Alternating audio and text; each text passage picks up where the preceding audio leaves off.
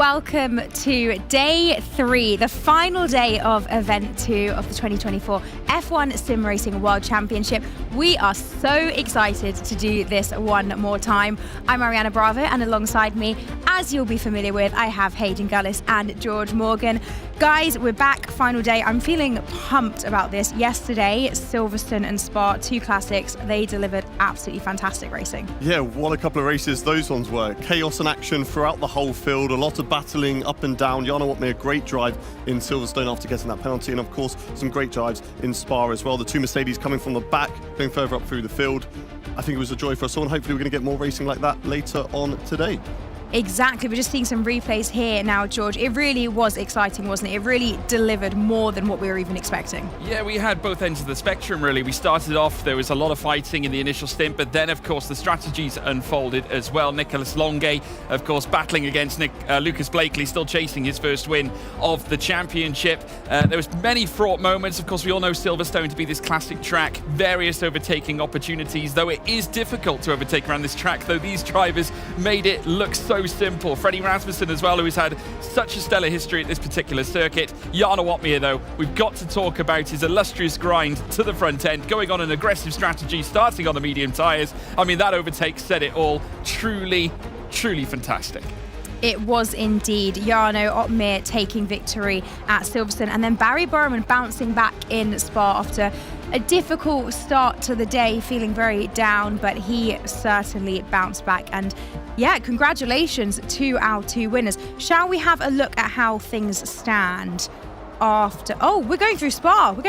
Take it through Spa first. Well, Spa was another fantastic race. We started off with this huge crash further down in the midfield. Ulas and one of the Alpines, I believe it was Philip Schneider, all coming together down at the back. And then we had these great battles at the front of the field. Freddie Rasmussen wheel to wheel there with Lucas Blakeley. Lucas Blakeley definitely got caught up in quite a lot of battles in Silverstone, got pushed around a little bit, but a strong performance for him fighting with Barry Burman in this race in Spa, and of course battling for the race win between these 2 former teammates at McLaren last season, but really brought it right down to the wire. Tom Manuel, very impressive performance from him to be up in that lead pack, fighting with the front runners as well, and showcasing that, yes, okay, he's just come in, it's his first season, he's in that AlphaTauri team, but he's definitely not to be messed with, and Red Bull are going to be looking at that to see, you know, if Josh Edu or Freddie Rasmussen fail to perform in future, then maybe Tom Manley could be someone to step up for those guys. But yeah, fantastic battling all the way through the field. And it really went on to the very, very last lap for this one. Lucas and Barry going wheel to wheel to the last second. We saw that lovely moment after, of course, where they were embracing, as you said, former teammates. Nice to see that all is fair in love and war. Yeah, they've got such a grand history, those 2, coming off the back of winning the team's title with McLaren last season. And I tell you what, you couldn't write a better story, given the fact that Barry is just so talented.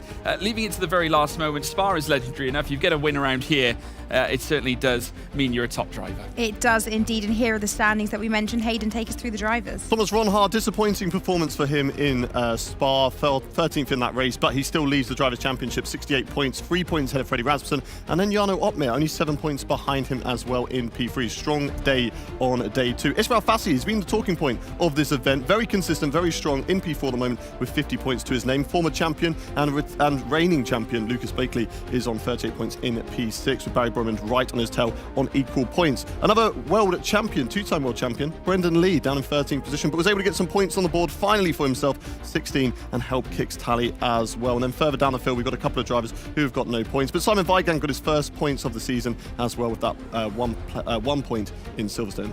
And the constructors, George. Yeah, Mercedes-AMG Petronas Esports team now leading the way, breaking the 100 points barrier, and have kicked on ahead of Kick F1 Sim Racing. Thomas Ronhard, despite leading the Drivers' Championship, a couple of results not going their way towards the end of yesterday's action, meaning they've now dropped to 2nd place.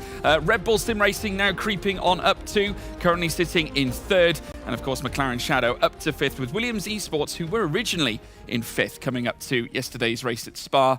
They've lost out just a little bit. Now, one of the real standouts, I feel, of this second event is just how competitive it has been. We have had 4 races and 4 different race winners. We can have a little look here. Freddie Rasmussen taking victory in Jeddah. Alfie Butcher getting that first win in Spielberg. Jarno Opmeer, as we mentioned, and Barry Burman yesterday. It's pretty impressive to see, isn't it? It's anyone's game. Yeah, certainly, and it extends all the way down through the field, because if you look at their other results, yes, they've each got a race win, of course, in one of these rounds, but Jarno Opmeer's got a 20th there. Freddie Rasmussen has a couple of 7th places. Alfie Butcher's probably been the most inconsistent driver. He's very strong in qualifying, but needs to get himself sorted out in the races. But this extends also to event 1, where Thomas Ronhaar won. So there's a different race winner there, and they've all come from different teams as well. So 5 different winners from 5 different teams just goes to show how good these drivers are.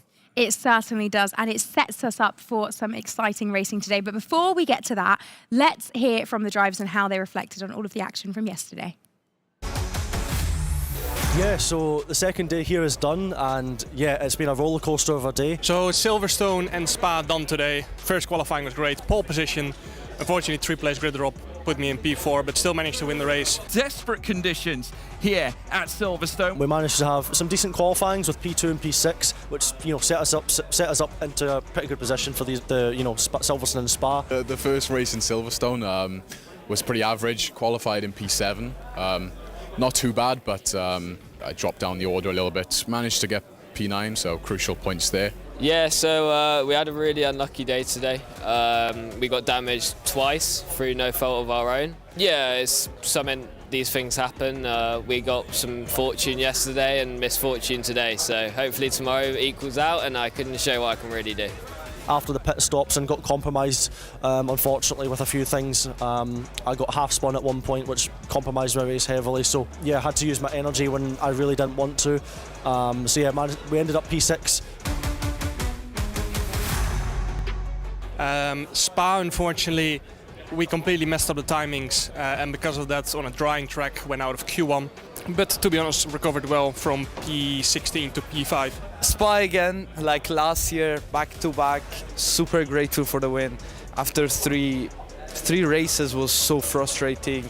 Always a really good raw pace, really good quality performance, and always something going wrong, always. And then Spa, yeah, the strategy was really good. Went in with Lucas, and then we were much quicker than everyone else at the end. And then at the end, I just left Freddie back past to defend from the Mercs, because otherwise he definitely would have got overtaken by both. So that ultimately saw us leap up from P6 to P2. Unfortunately, lost the win on the last lap in the very final sector, which is a shame. But ultimately, my soft tires were starting to give up at the end, so I couldn't really do way too much different. I think that it would have taken a miracle to hold on to the position. So hopefully we can improve on that tomorrow with 2 good races. I will be back on the track with this win. I'm so happy. Great to hear from our drivers, and it's also going to be great to hear from our wonderful reporter, Claire Cottingham. Claire, who have you found? Come down to Williams, Brett Koch. We were talking about what your title is, and I'm going to call you team manager for now because you've got a couple of hats going on. I want to talk, though, about Ismail Fassi. The guys on the desk were saying he has been the talking point of this whole event so far. How impressive has he been? He's been exceptional when it comes to his race pace and quality performance. But what I will say is, we really have to look at kind of that human aspect for Ismail. The mentality he has and how we're supporting in that side of development, has been incredible. And that's our focal point. And we've seen the ups and downs from Ismail this week as well over the event. Obviously, after Silverstone qualifying, he was devastated. How do you kind of pick him up after that? It's a case of, you got to have trust in the driver. We definitely have a debrief about the situation that led to the scenario that led to that. But it's about pushing forward. When we make mistakes like that, we just need to keep going forward. But he also picked up a podium as well over this event. How was that for the team? The team must have been elated. The team were elated, yeah. It was definitely, I think it was the first podium since 2021. Don't have the direct fact, but no, the team were ecstatic. But it's about bringing the mentality back to level to compete again next day. And we have to remember that he is a rookie. It's not as though he's been out in that sim, for the last 3 years. Like a lot of these drivers up and down, we've got double world champions around. He is new to this, and he is fighting against some of the best in the sport. Yeah, he's. We have to look at the whole year. Ismail has shown kind of in the grassroots of this that he is a talent with a great skill set. Looking kind of at the whole aspect, I mean, we knew he was going to be quick. We knew he was going to be quick, but he has surprised a lot of people and, puts a smile on everybody's face. Well, go well today. Enjoy it out there. Ariana. Thank you very much, Claire. Now, we're just talking about Ismail Fassi, and we've got a little head-to-head here of two of the rookies, Ismail and Alfie Butcher.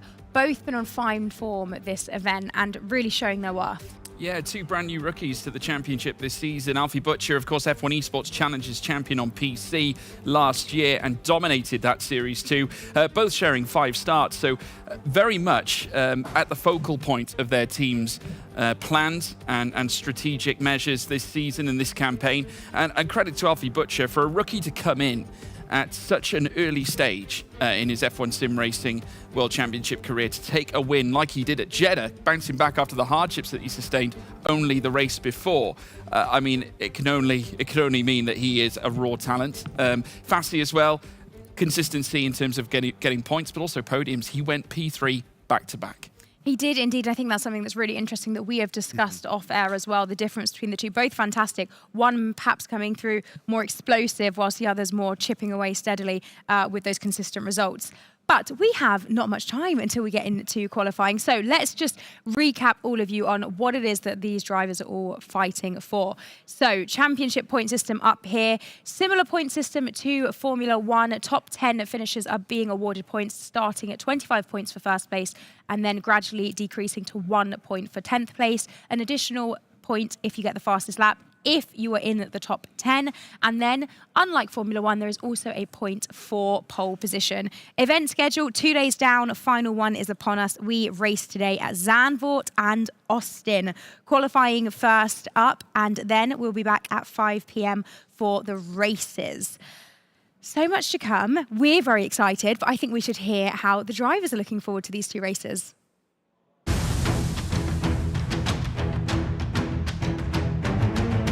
So I knew Zandvoort would be my quickest track. Really going to be going for pole and the win there. Zandvoort will probably be a bit trickier to overtake at, and it's also been known to rain there, which we experienced last year. Zandvoort, I'm struggling a little bit on qualifying pace, which is the most important one around there. So we're going to have to wait and see. I thought the same about Silverstone. We got pole there, so maybe that doesn't matter that much. Kota, quite a technical track, very easy to get it wrong and very, hard to get it right because there's so many different combinations of corners. I think in general all the tracks should be fine. Everything, Zandvoort, Kota, both should be fine. I enjoyed it, driving there in practice, despite it being very hard to hop into and do a good lap. So hopefully I can make it into Q3 in both races, because we definitely have the pace to do so. And yeah, from there the race should be pretty straightforward if we can keep out of trouble and yeah, make a good strategy call. So hopefully double points, and that'll be a good week. The aim will definitely be a double podium for both races, and I'm pretty confident we can do that. Well, everybody, welcome to Zandvoort. We are here at the Dutch circuit that we have witnessed racing on 3 occasions in the F1 Sim Racing World Championship. 3 different winners are on this track, and I'm proud to say as well that all 3 winners will be featuring in qualifying here today too, including another Spaniard by the name of Danny Moreno, who is a former teammate to Jarno Opmeer during the season where he would go on to win a title. Moreno now featuring at McLaren. Remember, back in his debut season, he was labelled Rookie of the Year. The question is, can he extract the same level of pace he had back in 2021 here around Zandvoort? There you can see the circuit in itself, 14 corners with 4.259 kilometres, 2.646 miles, and it is somewhat, I tell you what, if you ran water through it, you could run a toboggan through it. You've got the bank corners. It certainly makes things a little entertaining. It has to be said, a fun track for drivers. Overtaking, though, when we get into the race format, I appreciate obviously we're not there just yet. Very tricky, though, Hayden. Certainly, and that's what makes this qualifying session so important. Unlike other ones we've seen, and I've heard a little groan around the studio once again, as it looks like we're going to be getting into some light rain conditions that we're getting on our weather radar. So once again, just like yesterday, we're going to have mixed conditions. Light rain, there we go, confirmed on your screen, 17 degrees outside on track, and then 24 degrees Celsius for your track temperature. Humidity at 79%. So that's going to shake things up. We've had some really entertaining qualifying sessions because of these mixed conditions, and I'm sure we're going to be getting it once again today. It's very similar to Silverstone though. It's not quite the stormy conditions we had in Spa. It's light rain, so I'm sure we're going to be seeing the fastest times on intermediates for the time being, unless it starts to clear up. Yeah, as opposed to real-life Formula One, we haven't yet had a Dutch winner at this circuit in the Formula One Sim Racing World Championship. The best that has been obtained is second place by Jarno Opmeer back in 2020. But Freddie Rasmussen beat him on that occasion. Lucas Blakeley won it last season and still trying to chase a first race win this campaign. Got close yesterday back at Spa. We had a look at the highlights earlier on between him and Barry Burman coming through the final sector. As brilliant as it was, a very different test to what we've seen already, Hayden. A narrower track. You've got to be careful of those raised curbs. Yeah, 5 different winners from 5 different teams. One team and one driver who hasn't won is our reigning champion, Lucas Blakeley. Could we make it 6 in 6 later on today? Well, last time out in 2022, he certainly did win here, and he won here by quite a long distance in mixed conditions as well. We've got cars starting to go on track at the moment. And Danny Moreno, I saw a tweet from him. His last race that he took part in the F1 Sim Racing Championship was actually at Zandvoort. So it's been a full year season-wise since we've last seen Danny Moreno. It'd be interesting to see how he gets on today. Drivers out on wet tyres at the moment. It's not quite full wet conditions, so the extreme wets will not be the tyres that we'll be seeing the lap times set on later on. But just like we usually see in these qualifying sessions, the first 5 to 6 minutes, I'd say, where drivers are getting out there, they're making sure their equipment's working, because this is the first time they've jumped in it today. And for some of the drivers, this is the first time they've jumped into it. Of course, Danny Moreno has not taken part in any of the days so far. So he's jumping in, making sure his equipment's all going to be working fine. He's going to be using the wet tyres to do that, to make sure that he doesn't waste a set of tyres. And of course, we talked about it as well with Fabrizio Donoso, and he told us that they like to have a little bit of a delta sometimes, just to kind of gauge themselves when they do go for that fast lap. Yeah, and this is the man himself now, heading through the next tricky left-hander. Again, you want to make sure that you get your throttle just right. Grip levels were quite fraught on the previous rendition of the F1 game. You really had to try your luck, but since the new handling model was introduced, you can be a little more daring on the throttle. Fabrizio Donoso now making his way through that final chicane before he heads through the final 2 bends to bring an end to his outlap. And he'll run either a fast lap or he'll bail into the pits knowing that the equipment's working okay. Let's see if he wants to register a delta. He's got plenty of time to do so might be a good opportunity to do it now while you can, and indeed he will. Obviously, with those being on the wet tyres, Hayden, you alluded to it just earlier on, you might as well use them if they're at your disposal, and also it sends a clear message. We're expecting wet conditions right through this session. Yes, certainly, but there are drivers who are going out straight away on intermediate tyres. There are a few that are on the wets. Tom Manley, Fabrizio Donoso, Ismail Fassi and Brendan Lee. Those 4 drivers are the only ones currently out on track on the full wets. The rest of them deciding to opt for the intermediate tyres. But Fabrizio Donoso just getting through, obviously going purple at the moment, trying to get the best benchmark lap time that he can set for the time being. And like I said, just to make sure he gets that delta in later, that when he switches over to the intermediates, which of course is going to be faster, he's always going to see in that top right-hand corner, it's going to be green every single time. And that's going to just raise your confidence as you are setting your fast lap, because Q1 is so difficult. There's so many cars out on track. There's so fine margins. I think Simon Weigang is notably the one to talk about. He's not racing today. He wasn't happy with his qualifying so far this event because he's always just missed out on Q2 by a couple of hundredths of a second. He's always been on that cusp, and he said himself that he's just struggled to kind of get into that mentality to really perform in Q1. But performed in the race yesterday, got himself his first point,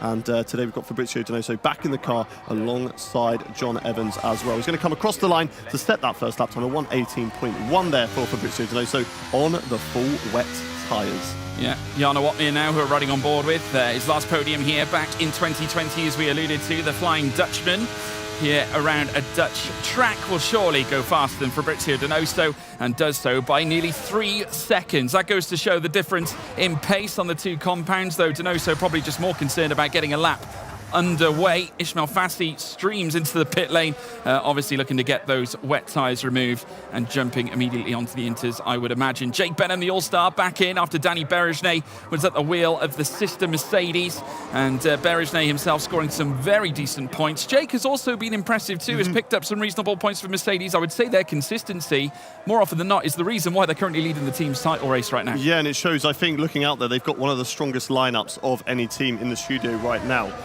All three drivers have been performing well across all of the races so far in this event, whereas some of the drivers, they chop and change and it's not quite been there for them. Of course, we saw Williams yesterday who had to fill Will Lewis in at the last minute. He wasn't fully experienced. He didn't have the time to properly prepare for this event. And if you're not going to prepare, if you're not going to be able to prepare, then unfortunately you're going to be exposed a little bit. So unfortunately there for Will Lewis. But I'm sure that if he does get a chance in event 3, he'll have a lot more time to prepare for that. But Fredrik Rasmussen on the intermediate tyres, he has set a lap time of a 1:15.3. That is good enough so far for P5 in the session. Leading the session, though, is Thomas Ronhaar. Disappointing day for him yesterday. Started in 3rd position after a 1-place grid penalty for that Spa race, and then unfortunately just got a little bit too aggressive with the Red Bulls, got that 3-second time penalty, fell down the order, and it wasn't, you could see on the cameras he was not pleased with himself, consoling himself after that race, and he might be able to bounce back today, and we hope that the championship leader can really give us some entertaining action and really fight for this championship this season. Yeah, we've had a stream of times coming through. Carreton now in 9th, as we now see. Obviously, more cars come through. Nicholas Longuet now up to 4th and just over a 10th of a second away from Thomas Ronhaar at the head of the field. Alfie Butcher 2nd place, with Josh Edo now down in 3rd. Further back, Donoso and John Evans together at this point. As now we see Barry Burman heading through the final corner and currently looking green in the first 2 sectors, and will now make his way up towards the line, expected to be green, obviously, seeing as this is his first flying lap, and 53 thousandths off what looks to be the cars further up. Though I will say this, it is beyond a 1/10 of a second, and just sitting in behind teammate Nicholas Longuet. So Ferrari 4th and 5th. We're still yet to get down to crunch time. Plenty of time for these drivers to enlist their bankers. Ismail Fassi now about to prepare for a fast run on his outlap as he makes his way around turn 14 down the long straight. Usually you would get DRS here should it have been a dry track, but under wet conditions obviously it has been disabled. You have 2 DRS zones here at Zandvoort. There's another one coming down the back straight heading out to turn 10 that takes you down through towards turn 11 where you then meet the chicane. So it's all a case of management, especially here in the wet weather as well. With DRS not enabled, you have to find it in the corners, but luckily enough for the drivers, there's plenty of tricky ones to bank on here at Zandvoort. Certainly so. I suspect that the track is going to be drying up over the course of this qualifying session as we get later on into Q2 and Q3, because a lot of the drivers going out very early on. With Zandvoort being a shorter track and the lap time being very low, of course we're already in the 1:15s and we're on the intermediate tyres. It means that you can get more laps in a qualifying session like Q1 that has 18 minutes in total. But the drivers going out very early on the intermediates, we would be expecting them to see their first full flying lap at this stage of qualifying, or at least leaving the garage at this stage of qualifying to go and set that first flying lap. So that shows to me that potentially they are not bothered about saving intermediate tyres right now because they want to use them in Q1 and maximise the amount of time they're on the intermediate tyres to set the best lap time possible, because it's going to get drier later on in Q2 and Q3. We just have to wait and see for that, whether that is the case. But Ismail Fassi starting his lap. He's currently up in P9 at the moment. I believe he just finished a lap instead, actually. Yeah, the circuit of Zandvoort actually working out shorter just by a minute amount in comparison to the Red Bull Ring in terms of mileage. This one being 2.646 miles and Red Bull Ring being 2.683 miles. So Austria being slightly longer, but just due to the fast nature of the track, obviously the lap itself vastly reduced in terms of time in comparison to what Zandvoort is in itself.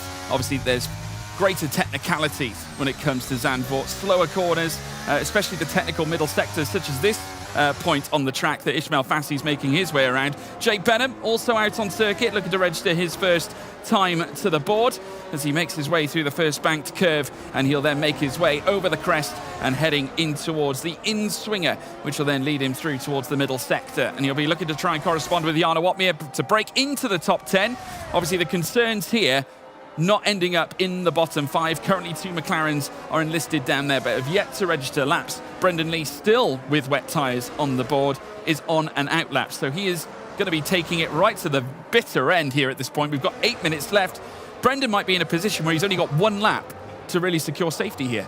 Yeah, I'm not too sure what is going through his head at the moment, whether he just wants to save those tyres. Maybe I've got my calculations wrong and we're not going to be quite yet into dry conditions in Q2, or maybe those drivers just unsure of it that at the moment. But Brendan, yeah, looking over to his screen right now, he is on the full wet tyres. It kind of takes your eye out of things. You want that first lap on intermediates to sort of, get yourself comfortable, get yourself used to where the braking points and the acceleration points are going to be on those intermediate tyres, because they are going to be out of tune if you're on those full wets. Jake Benham, though, with a great lap, though, to put himself up in a P3. Patrick Sipos in the Alpine. Alpine have not had a good event so far, but P2 for the time being. As Danny Moreno back in the McLaren car, and he is going to be starting a lap at the moment. Little twitch as he went through the first corner, but he managed to keep it all under control, burning the battery as he goes over the hill for the right and in this first banked corner. Keep it nice and tidy. In real life, the F1 drivers get right out to the high side of the bank curving, but in F1 esports or F1 sim racing, we like to get right on the inside and as close to the apex as possible, because that is the shortest way through that corner. Through the fast right-hander now, and Danny Moreno taking it nice and clean. It'll be interesting to see what he can do. It's been a while since he's been in F1 sim racing, and he'll be looking to put himself back at the front to show McLaren that, you know what, you've got 3 strong drivers here, consider me more often. Yeah, Danny Moreno, his first and only ever F1 sim racing victory coming at this very circuit, as we alluded to, back in 2021. So he'll be hoping to try and enforce a repeat here. The pace looking pretty good here on Moreno's side. He tends to like the physicality when it comes to getting behind the wheel, doesn't mind really being aggressive heading into corners. And you can just see how active he is on the steering, just trying to correct almost every time he makes his way around. We saw it heading through turn 1 at the very start of his lap as he now makes his way up towards the line. Where's he going to position himself here in the timing tower? P7, that will... Should it be at the end of this session that Danny Moreno stays there, safety secured for him as Alfie Butcher goes fastest and enlists a 1:14.921. The track seemingly improving as Josh Edo now goes faster with a 1:14.848 and slots himself higher, as does Nicholas Longe, as does Freddie Rasmussen. A 1:14. Nicholas Longe now reduced to P2 as Josh Edo, Rasmussen's teammate, goes third fastest. Thomas Ronhaar now fourth, Butcher down to fifth, Barry Burman in sixth. So it just goes to show Moreno's lap definitely not necessarily safe this time, because he is getting closer and closer to that bottom 5. Yep, the track is certainly ramping up at the moment. We're going to get to the closing stages of this Q1 session, and they're going to have to be, just like we saw yesterday, the last driver who crosses the line to start their flying lap is going to have the best track conditions out there and the best opportunity to guarantee safety from Q1 into Q2. As we're watching Barry Borman, currently sitting P6 at the moment in this qualifying session, looking like he's on a bit of a push lap. As you can see, the slow drivers around the field at the moment in the 14.9s though, so maybe he might want to bail out of this one, get back into the pit lane, because we saw it yesterday. A couple of teams got it wrong. Williams got it wrong for both drivers. Mercedes got it wrong for both drivers. They thought, we're safe. Finish your lap. Don't worry about it. We'll still get back round in time and back into the pits, and then you'll be able to go back out for a fast lap. And they got it completely wrong. They mistimed it. Both Mercedes missed the cut-off point, and both Williams missed it so much that they didn't even get out of the garage. So they'll be looking to avoid that this time around, maybe going out one of the first teams to make sure they guarantee that safety. But Barry Burman coming back into the pit lane, 4 minutes 20 left on the clock. Plenty of time to get back in the pit lane, get a new set of intermediate tyres on, and get ready to go for the shootout to get into Q2. Yeah, I mean, alluding to what you were just saying with errors made during the qualifying phases from Mercedes and Williams, we've got to factor in the penalty systems as well, and also the race director. You had a very busy day yesterday. We had blocking penalties issued.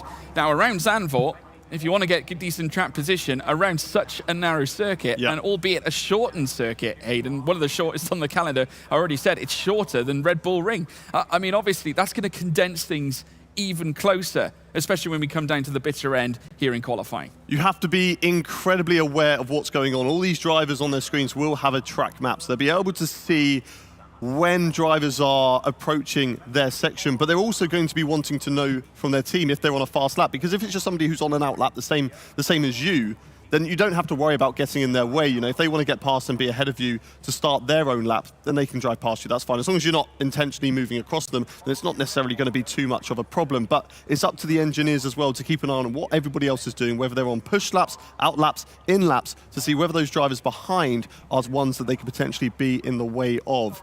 If they've run out of fuel at the end of their hot lap, then they're just going to be ghosting around the track. But you can also be a distraction. Even if you're ghosting, you need to come off of the racing line, because if you're on the apex, even though you're ghosting and that driver can just drive straight through you, it's still going to be a distraction. You could lose a couple of hundredths of a second, a tenth of a second, but that's around here. That's the difference between being safe in the top 10 or being down in the bottom 5. I mean, we've spoken about Mercedes consistency, Ferrari looking strong as well. Barry Breuermann currently sat in 6th, as well as Nicolas Longuet up in 2nd place. 16 thousandths off the top, Nicolas Longuet. Seems to be a little bit of pace about Longuet at the moment, and we have seen fits and starts where he has really shone, and he did shine at Silverstone. Was battling with Blakeley right at the front, and Rasmussen just on this occasion 16 thousandths faster, even in this initial. Appreciate it, those gaps can widen now as we get into the final stages of qualifying. Only a mere 2 minutes and 10 to go, folks, so you can bet your bottom dollar these are the final runs. But what does Longuet need to do to typify this in his favour? Well, I've always said Nicolas Longuet is one of the fastest drivers in terms of raw one-lap pace that we have in F1 sim racing, but I think the consistency for him in the races just kind of falls away. Some races he's up there, he has a fantastic performance, he's been right up at the front, but then other races just gets caught up in small little incidences, and it is so easy to do. These cars are so close together for, you know, a 50% raise, which is quite a distance to stay mentally right behind another driver while somebody was also right behind you as well. It's so easy just to make that one error, but he needs to iron those out in order, you know, to really score some big points for Ferrari, because they've had some strong performances for sure, and they were fighting for the Constructors' Championship, and they still are, but they need to make sure that they have a strong lineup like Mercedes have, who have that consistency to be right up at the front. As all cars are out on track here at the end of Q1. We're going to be going for it once again, leading the way. It looks like it is the 2 Alpha Tauris on board now with Tom Manley. Let's get on board, though, for a flying lap at the Zandvoort circuit as Tom Manley rounds the final corner, and he is going to lead us off and set the first fastest time. It might be a bit of a disadvantage for him, though, because you want to be the last driver as you come round for this last lap. But Tom Manley nice and tight as they go through turn 1. Don't use the exit curb on the outside. It's going to be slippery, and you're going to unsettle the car. Now rise over the crest, use the inside curb, and keep it nice and tight as you go round this banked corner, this banked hairpin. Back on the throttle, don't let the back end step away from you, and then ride all the way through this fast left and then right section. You're going to be setting and preparing yourself for this dive downhill to the right. Little bit of a dip on the brake, lift off the throttle and keep it between the white lines. Don't unsettle the car on any of the grass. Don't get on that curb on the outside, because you're just going to bottom out, skate off, and ends up in the gravel. Nice and tidy there through the right-hander and then into this hairpin, which sets up one of our DRS overtaken zones that we'll be seeing later on in the race tonight. Tom Manley, though, a quick lap so far from himself. Hard on the brakes into the chicane. Really ride the curb on the inside, but make sure you don't invalidate. Keep it nice and tidy on the left-hand side. Kind of like a double apex through there.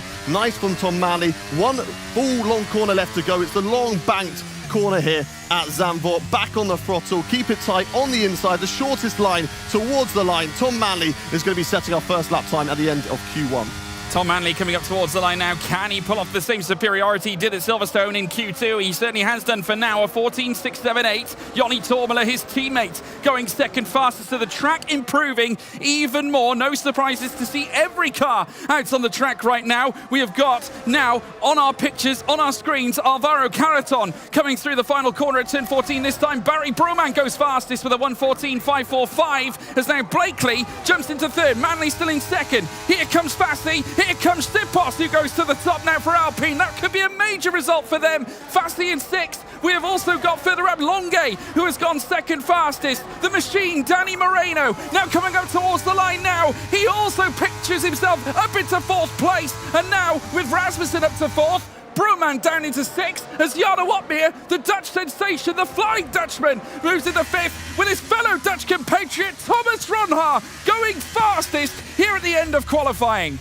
Yeah, Thomas in Ronhart, Q1. fantastic lap to put himself at the front in Q1. Alfie Butcher in P2 there. And a fine performance from the Alpine driver of Patrick Sipos to get himself into Q2 and is third in this session. But in the drop zone, we've got John Evans, Alvaro Caraton, Ulas, Ruben Pedreno, and we've also got Jake Benham in the Mercedes. A disappointing qualifying performance from him. We've seen some decent qualifying from him in the first day that he did. He was either just outside of Q3 or just got into Q3, and but was unfortunately in the bottom places there. But unfortunately there for Jake Benham, he is going to be out in this qualifying session going into Q2 there. Ismail Fassi, though, we've been talking about him being really consistent, really strong. Does get through into Q2, but only just. Yeah, some big shocks as well further down. Jake Benham, the All-Star, out of qualifying in Q1. Yeah. Not a great start for Mercedes in that regard, despite Jarno Opmeer getting into the top 5. Alvaro Calaton further down at the very back, also being eliminated. Ulas Gildrim, some major shocks there too. Blakeley on the bubble of elimination in 15th place. And it just goes to show nobody's safe come the end of these qualifying sessions. Obviously, we just had Q1 jumping through to Q2. Moreno seemingly back to his old best. I mean, we alluded to him being Rookie of the Year in his debut season, and rightly so. And P6 in Q1, Hayden. Yeah, strong performance there from Danny Moreno. That's all he needs to do at this stage of qualifying. Just get yourself into Q2. Now he's going to be setting himself and preparing himself to get into that top 10 shootout. And of course, if he can battle for pole position, then that's exactly what McLaren are going to be wanting. And I believe Claire is unfortunately with Jake Benham, who has been knocked out in Q1. Let's hear from them. Yeah, alongside me, Jake, you're frustrated, clearly. Just talk us through what happened. Yeah, so it was looking okay, very confident going to quali, but unfortunately I had a few issues with my pedals and just changing brake force throughout the whole session, so I'm quite happy to get quite close to getting even through, to be honest. But yeah, it was just a really messy session. I don't think much more I could have done. Just because I don't know. I'm not going to comment on it because it is what it is. But. Is it something you can get fixed for the next qualifying session? Yeah, hopefully. Should be fine for Kota. So we'll look to get into Q3 again and hopefully get a good quality result there. All right, well, bad luck this time.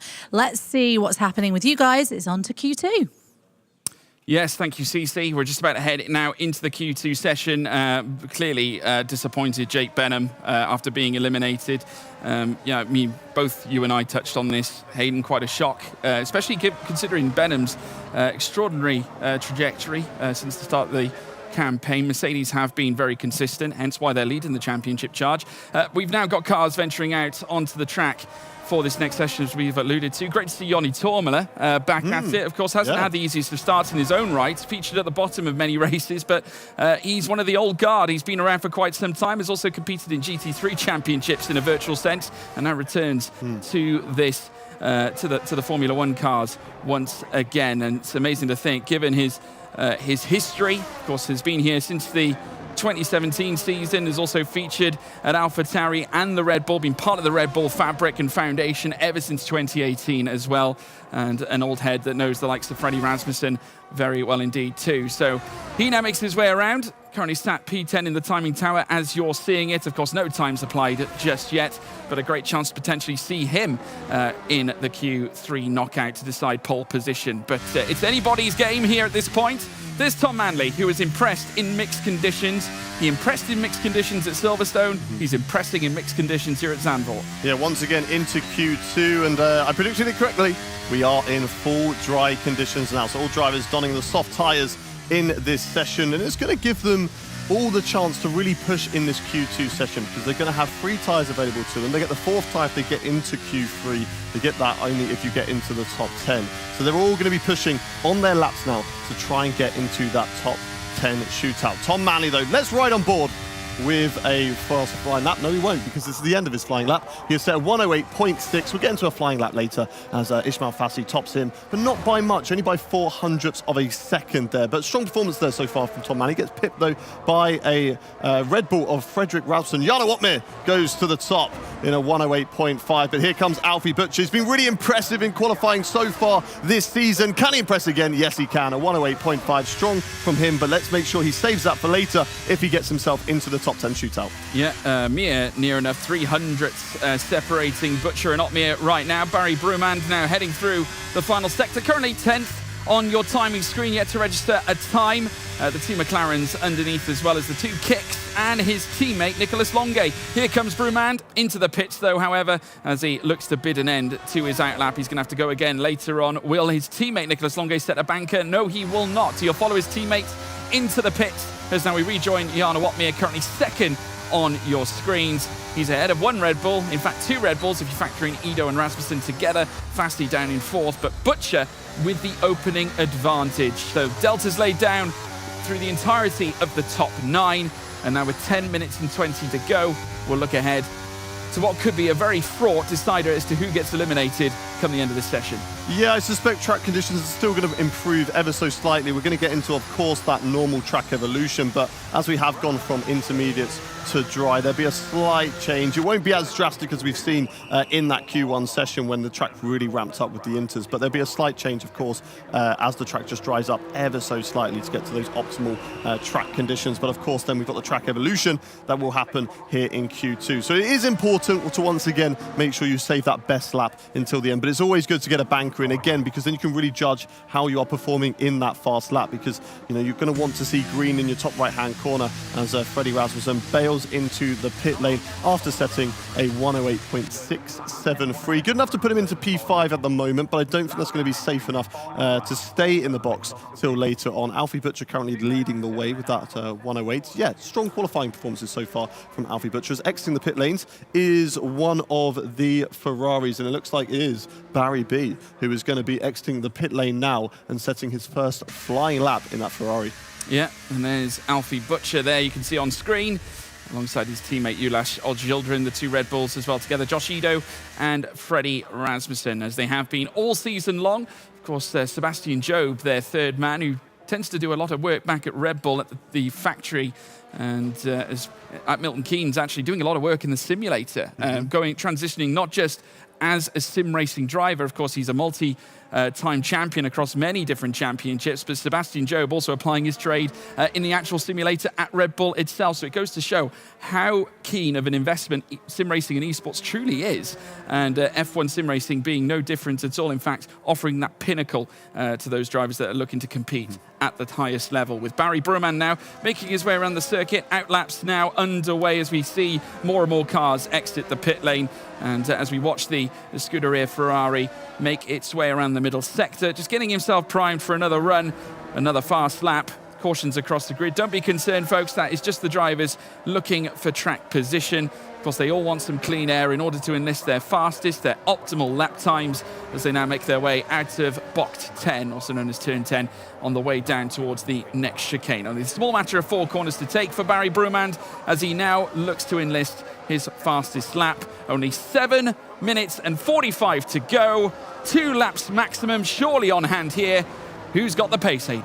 We're just going to have to wait and see, aren't we? Because Alfie Butcher's looking strongest at the moment, but we have seen before how quickly things can change in qualifying. The driver's going very slowly on outlaps at the moment, and that's just the way that we see it in F1 sim racing. The slower you go, the more tyre temperature you're going to build up. That's just by holding the brakes and holding the throttle at the same time. But let's ride on board a lap with Barry B as we go down into the first corner, and he's going to get hard on the brakes in between the 100 and the 50-metre board. Keep it nice and tidy on the inside. You're allowed to use a bit of the outside curve this time around, as it's not wet and it's not going to unsettle the car. Nice and tidy over the crest and then back down into the bank corner. Kind of like a late apex, a double apex corner through there. Keep it nice and tidy on the inside. And now this is the only real chance around Zandvoort to take a breather as you wind your way through the left and then the right. And then a little lift off through the throttle and feather the throttle as you go through the long right-hander down the hill and really attack the curbs on the inside. Like I say, don't get too much on the outside curb. You will skate off into the distance there. Nice and tidy on the right-hander and then get the car back over to the left, to the right, to set up this left hairpin, which is of course a very important straight as you do have DRS activated. There is a car further up the road. That's not really going to help him with any slipstream heading down in towards the braking zone. Really ride the curb on the inside, nice and tight on the left-hander, back on the throttle. Don't let the car step away from you as you have 2 more corners left to go for Barry Brumand. Through the right-hand, a little kiss of the apex on the inside. Now keep it nice and tight all the way through the bank corner. Nice and tight run down to the line. And what lap time is Barry Brumand going to be setting here? Fassi goes fastest with an 8.0 and Barry Brumand beats it with with a massive improvement into the 7s, a 7.7. Yeah, Longuet looking to get out to the bottom 5, does so brilliantly. Ferrari 1 and 2, Alfie Butcher splits them with a 107.825. Here comes Jarno Opmeer up towards the line. He goes fourth fastest. Joni Tormela, he's going to raise the stakes. He goes second. Joni Tormela enlisting a faster lap than Butcher, Longuet and Opmeer. Here comes Lucas Blakeley, reigning champion, across the line. He goes up to 5th. Danny Moreno looking to join his teammate. He goes 6th fastest, does join in McLaren 5th and 6th, with Ido now breaking into the top 10 just barely. But Freddie Rasmussen coming up towards the line himself goes fastest of all here now with 5 minutes and 30 still to go. A 1:07 here at this stage. But here comes Thomas Ronha, who just concedes in second place. But we still have an all-important final run to go here, Hayden. Yeah, we do. It's not quite crunch time yet, but those are some fantastic laps. And as I said, the track ramping up a little bit, just slightly, as it's drying still in this stage of qualifying. Will there still be track evolution later on? We're obviously going to get that normal track evolution that we always see in qualifying, but is there still going to be a little bit of difference in the track as it dries up in this Q2 session before going into Q3? The track conditions will be improving. They're overcast at the moment, but we're going to be getting into some partially cloudy conditions later on in this session. Thomas Ronha, though, fantastic way to bounce back. Strong lap from himself, but I think we're going to get those lap times improving later on in this session, so it's not all done. If you're someone like Fabrizio Donoso, get a clean lap in later on, and you can certainly make yourself into the top 10. I'll tell you what, we could see the team from Faenza, AlphaTauri, sending both cars into Q3 at this rate. If they can keep this up and carry this pace, carry the consistency through to the closing stages here of Q2, this could be a superb day at the office for AlphaTauri, already providing great results from the likes of Jed Norgrove. Of course, Joni Tormela now taking over from Norgrove alongside Tom Manley this time. Manley as well showing exactly what he's capable of in prior rounds. Thomas Ronha now just conceding to Freddie Rasmussen as they make their way around turn 14. They're going to make their way into the pit lane and as quick as they can jump on to a fresh set of tyres to make their way back out onto the track for one final chance to dance, to enlist times to secure safety heading into Q3. But there we have it. Just look at those gaps right at the front of the order. Minute, all of them relatively close together. Just look at that, though, down below. Jarno Opmeer, Patrick Schipos. A few surprise names, though I would say Jarno's probably being the biggest surprise. Or is it? Because he's been out in Q2 a few times. Yeah, Jarno Opmeer, never really an amazing... He's either out in Q2 Race or he's better. Right up at the front in qualifying. There's no middle ground for Jarno Opmeer, but it's not about qualifying for him. He excels in races. So for him, he's probably one of the only drivers that, you know, if he's out even in Q1, it's a shrug of the shoulders. It is what it is. I know I'm going to bounce back later on in the race. So, but watch out for him in this qualifying session. There could still be plenty to come from Jarno Opmeer. One person I want to talk about, Patrick Schipos, still, you know, he got himself into Q2. He's still on that cusp of Q3. What a story it would be for the Alpine driver to get himself into Q3. They are yet to score a point in the constructors' standings, and of course that is where the majority of the money is won in F1 sim racing. So he's going to be wanting to put on a strong performance later on here in Zandvoort to get himself into that points-paying position later on in this race and really help out Alpine's charge in the Constructors' Championship. I don't think they're going to be really fighting at the front. It might have been too little too late, but can certainly pick up important positions to gain a little bit more prize money. We've got some more cars going out on track behind us as we're going to be getting ready for some final runs here in Q2. Yeah, absolutely right. The cars, they're making their way out onto the circuit here at Zandvoort. And alluding back to Patrick Schipos, great opportunity to, like you say, Hayden, jump into Q3. That'll be their highest qualifying performance to date, should they achieve that. And obviously Schipos coming off the back of that damaged moment at Belgium, where, of course, he came into contact with Ulash Oljildirim. It was a very contentious moment, certainly for the team. All of them were disappointed because Alpine really did perform brilliantly. They managed to benefit off the mishaps of Mercedes and Williams in that fray because Q3, that was the story. Mercedes out, as well as Williams. Both cars not in the mix, really. And it allowed Alpine to persevere and raise their stakes here in the Formula One Sim Racing World Championship. But it all came to a bitter end on the opening lap, right at the very start. Now's their chance, though. Redemption day here for Alpine as they look to move through with Patrick Schipos. Here's Tom Manley, though, who makes his way down the back straight. Of course, this being one of two DRS straights into the chicane, which will lead them through towards the final two corners on this circuit. Manley will be looking to try and hone the same skills that brought him his Xbox F1 Esports Challengers title And we'll see whether he can enlist that this time around here in Q2 and make his way to Q3. AlphaTauri will be banking on this young man, as they will with Joni Toomala. Banking on it as he goes through the banking at Zandvoort. Round the final corner, he's in hot lap mode. The car has been prepared, and let's get ready for one final go here in Q2. Tom Manley nice and tidy on the inside as he rides through the first corner.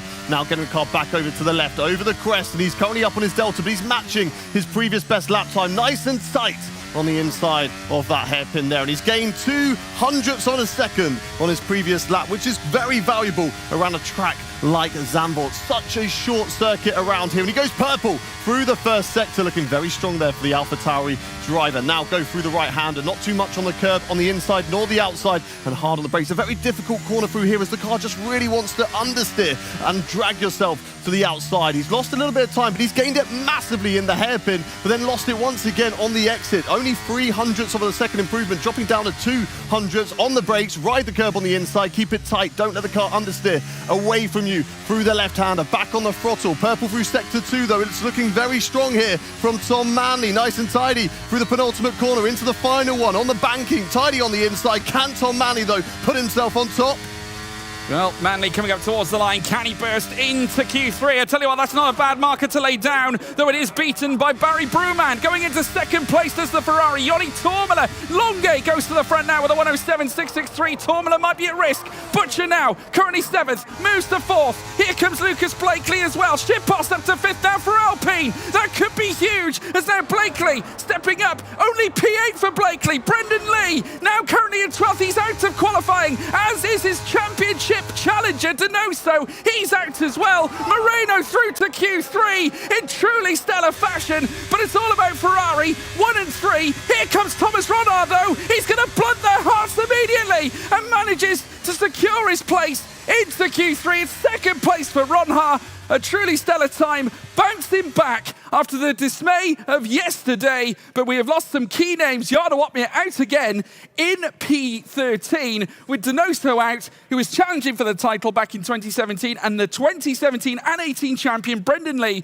also out. Two-time champions out in Q2 here at Zandvoort. Another champion that you've not looked at either, though, Lucas Blakeley, the reigning champion, is out in Q2 in this session. 11th position, pipped there by Ismail Fassi, but I really want to talk about Patrick Shipos in the Alpine. What an incredible performance there from the Alpine driver to get themselves into Q3, and just how much it means to those guys, because they are really trying to fight for that prize pool money here, and they've not had the best run of it so far. Right to the bottom, 0 points scored so far. As we're watching a replay, this is on board with the Alpine driver of Patrick Shipos. 2 tenths up on his final lap time, going into the final couple of corners, really aggressive through the last 2 turns, kind of not really gaining too much time, slightly on the final corner there, puts it up to 2.5 tenths, but Patrick Shipos very happy with that result to get himself into Q3. And I believe Claire has got one of our 2-time reigning champions, Brendan Lee, to talk about that Q2 exit.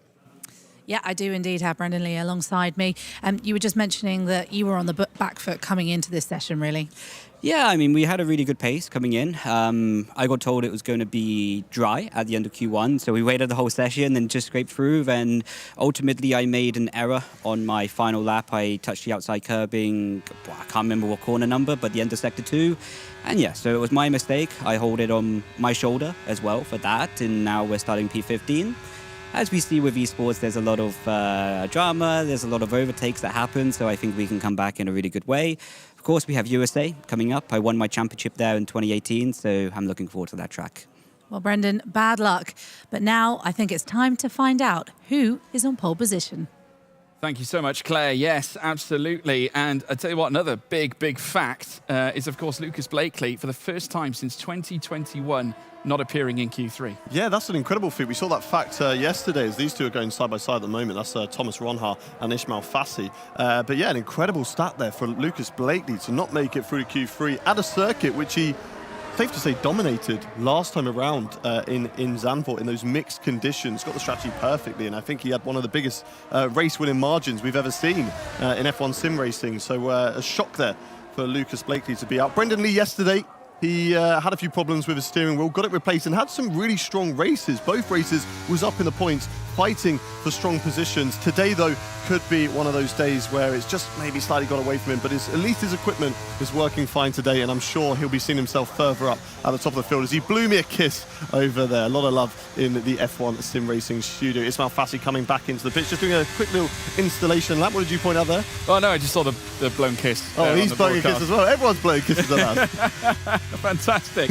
Has to be said. Already some activity out on track. Very early on, we saw Fassi coming straight back into the pits. Ron Hardow making his way out. Redemption Day, Hayden Gullis. I also want to say Redemption Day for Alpine. Yep. I mean, what an appearance. We obviously alluded to the blowing of the kisses. That is such an important result, obviously, for Shipos, an important one for Alpine, who struggled. We've spoken about it time and time again.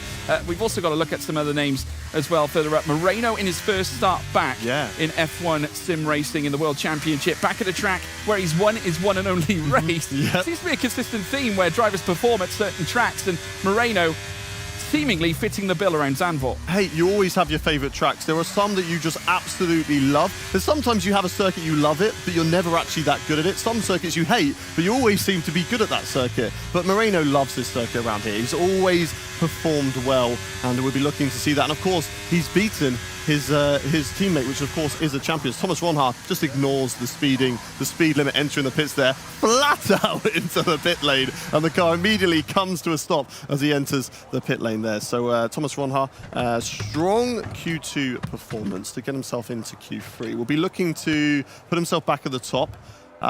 Disappointing day for him in Spa. Be looking to make sure he puts that to the side and tries to really fight for this championship now and put that one behind him. We've got both Ferraris in formation out on track, Barry B and Nicolas Longuet. Currently out on track at the moment, driving very slowly. It's very different to real-life Formula 1. Formula 1, you want to get that tyre temperature, and you have to still drive fast to allow the aerodynamics to work on the car. If you're driving slow, the aerodynamics are not going to work, and you're not really going to be able to take those corners that quickly. And of course, you're going to lose tyre temperature in the cars. Whereas in F1 sim racing, you're driving as slow as you can possibly get away with, holding the brake and holding the throttle at the same time. That's going to build up the brake temperature, which internally will build up the inside carcass temperature of the tyres, and then of course that will also build up the outside temperature of the tyres to get you nice and prepared. But they're really close to each other. I don't think they're going to be this close on their hot laps though, unless they're just trying to get that Ferrari airtime right now. Both cars out on track. Really, the sponsors are going to be happy with that one at the moment, but Ferrari looking strong. 2 cars into the top 10 at the moment. The only other team we can see with that, are they the only team? Red Bull, another team that have got 2 cars into the top 10, will be fighting for pole position.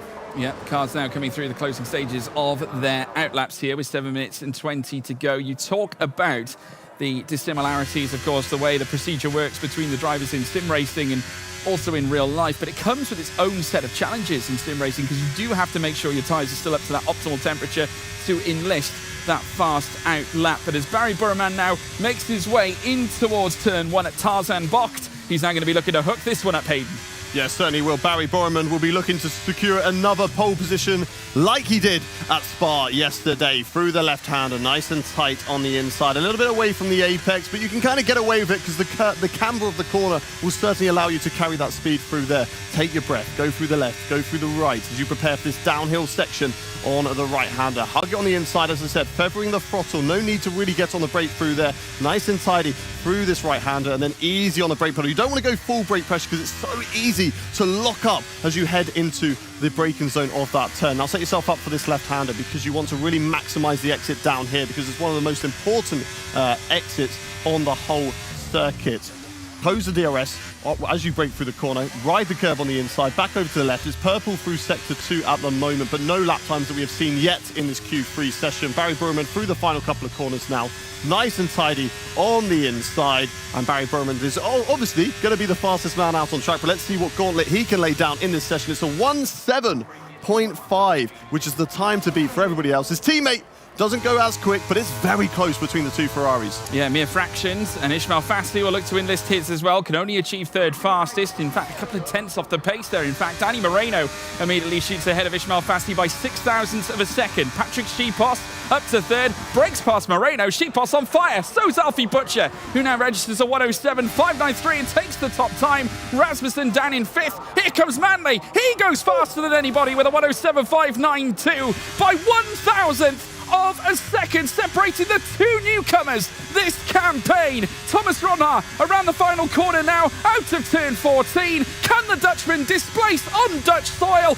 Comes up to the top, no. 7th fastest for Thomas Ronhaar, but it's not this lap that counts, it's the ones that come later. But what a display from the newcomers, Tom Manley and Alfie Butcher, 1,000th between the two season debutants. Incredible stuff, and not just that, Barry Burman is only 3,000ths of a second away from them as well. The top three separated by 3,000ths of a second here at Zandvoort, and that's just what you're going to see because the lap time is so short around this circuit, and these guys are just so consistent. They're the top drivers on the F1 game, and of course there's only going to be minimal amount of time between them. Looking further down the field, a little bit disappointing for both Freddie Rasmussen and Thomas Ronhaar. They're going to be looking to improve on their final lap times, but they're not, that far off. They're less than a 10th away, and for some people they might think, oh, I'm less than a 10th off the pole, that shouldn't be too bad, but that's enough to put you down the order in P6 and P7. Josh Edu, another guy who's down in P8. Danny Moreno,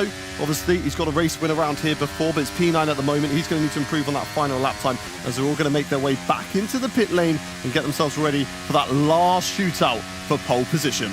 Yeah, into the pits they come now, and the final preparations will be made here at Zandvoort for one final run to decide pole position. As it stands, the two Ferrari sitting 3rd and 4th, with the team from Faenza leading the way. Maranello in 3rd and 4th, with Faenza in 1st. It's interesting to see. Alfie Butcher in 2nd as well. Incredible. Patrick Schipos again.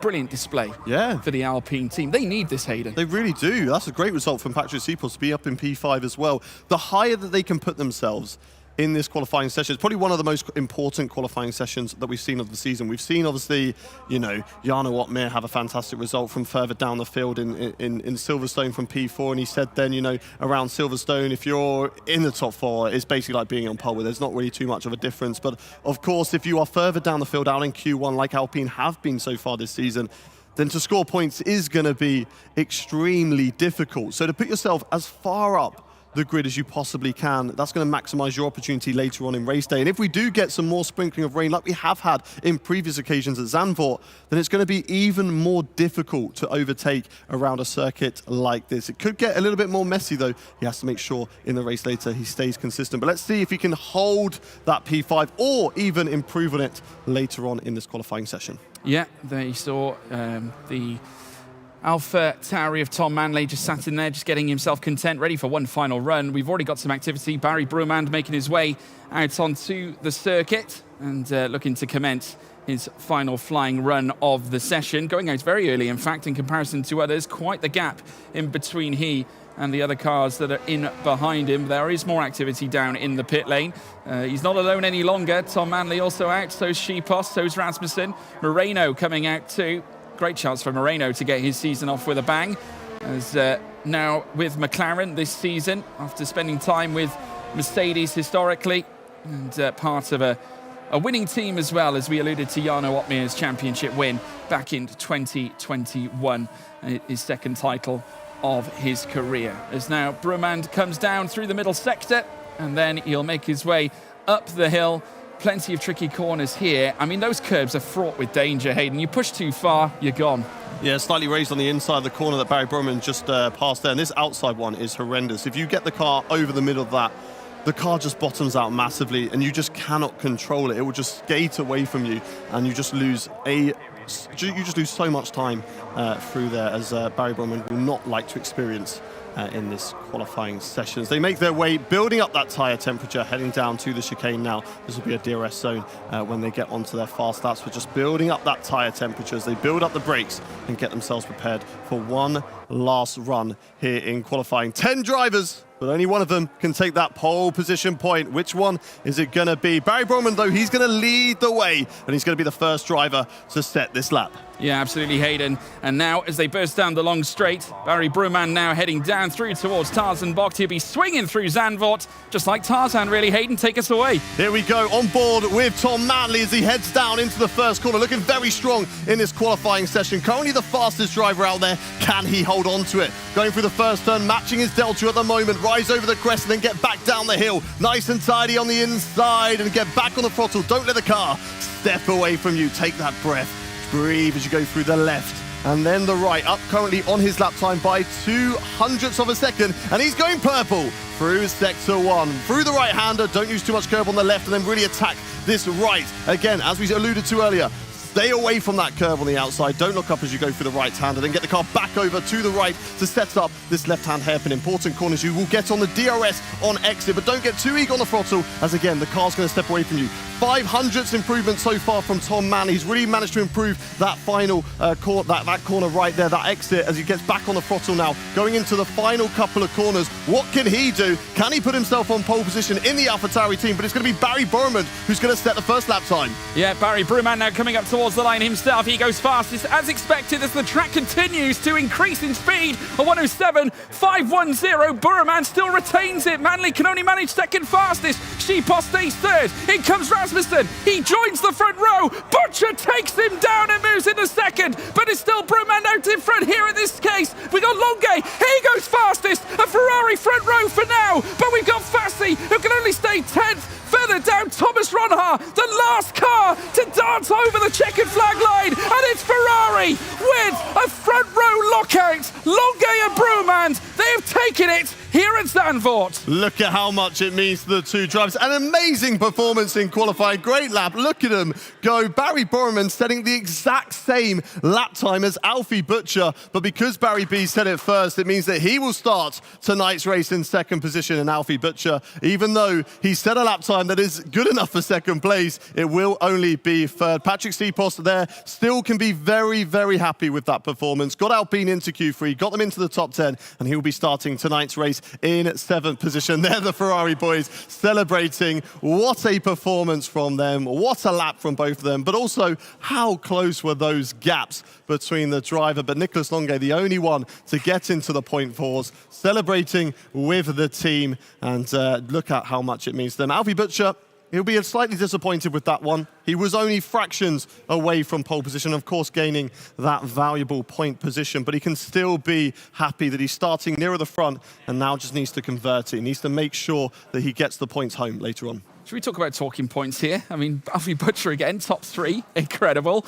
Shipos, I think, in terms of Alpine, truly magical as well. Yeah. Finally finding their way into the top 10. It was necessary, managing to get P7 as well. And Tom Manley continuing his rise as a newbie as well, much like Alfie Butcher. I love to see it. But Ferrari, a front row lockout, Hayden.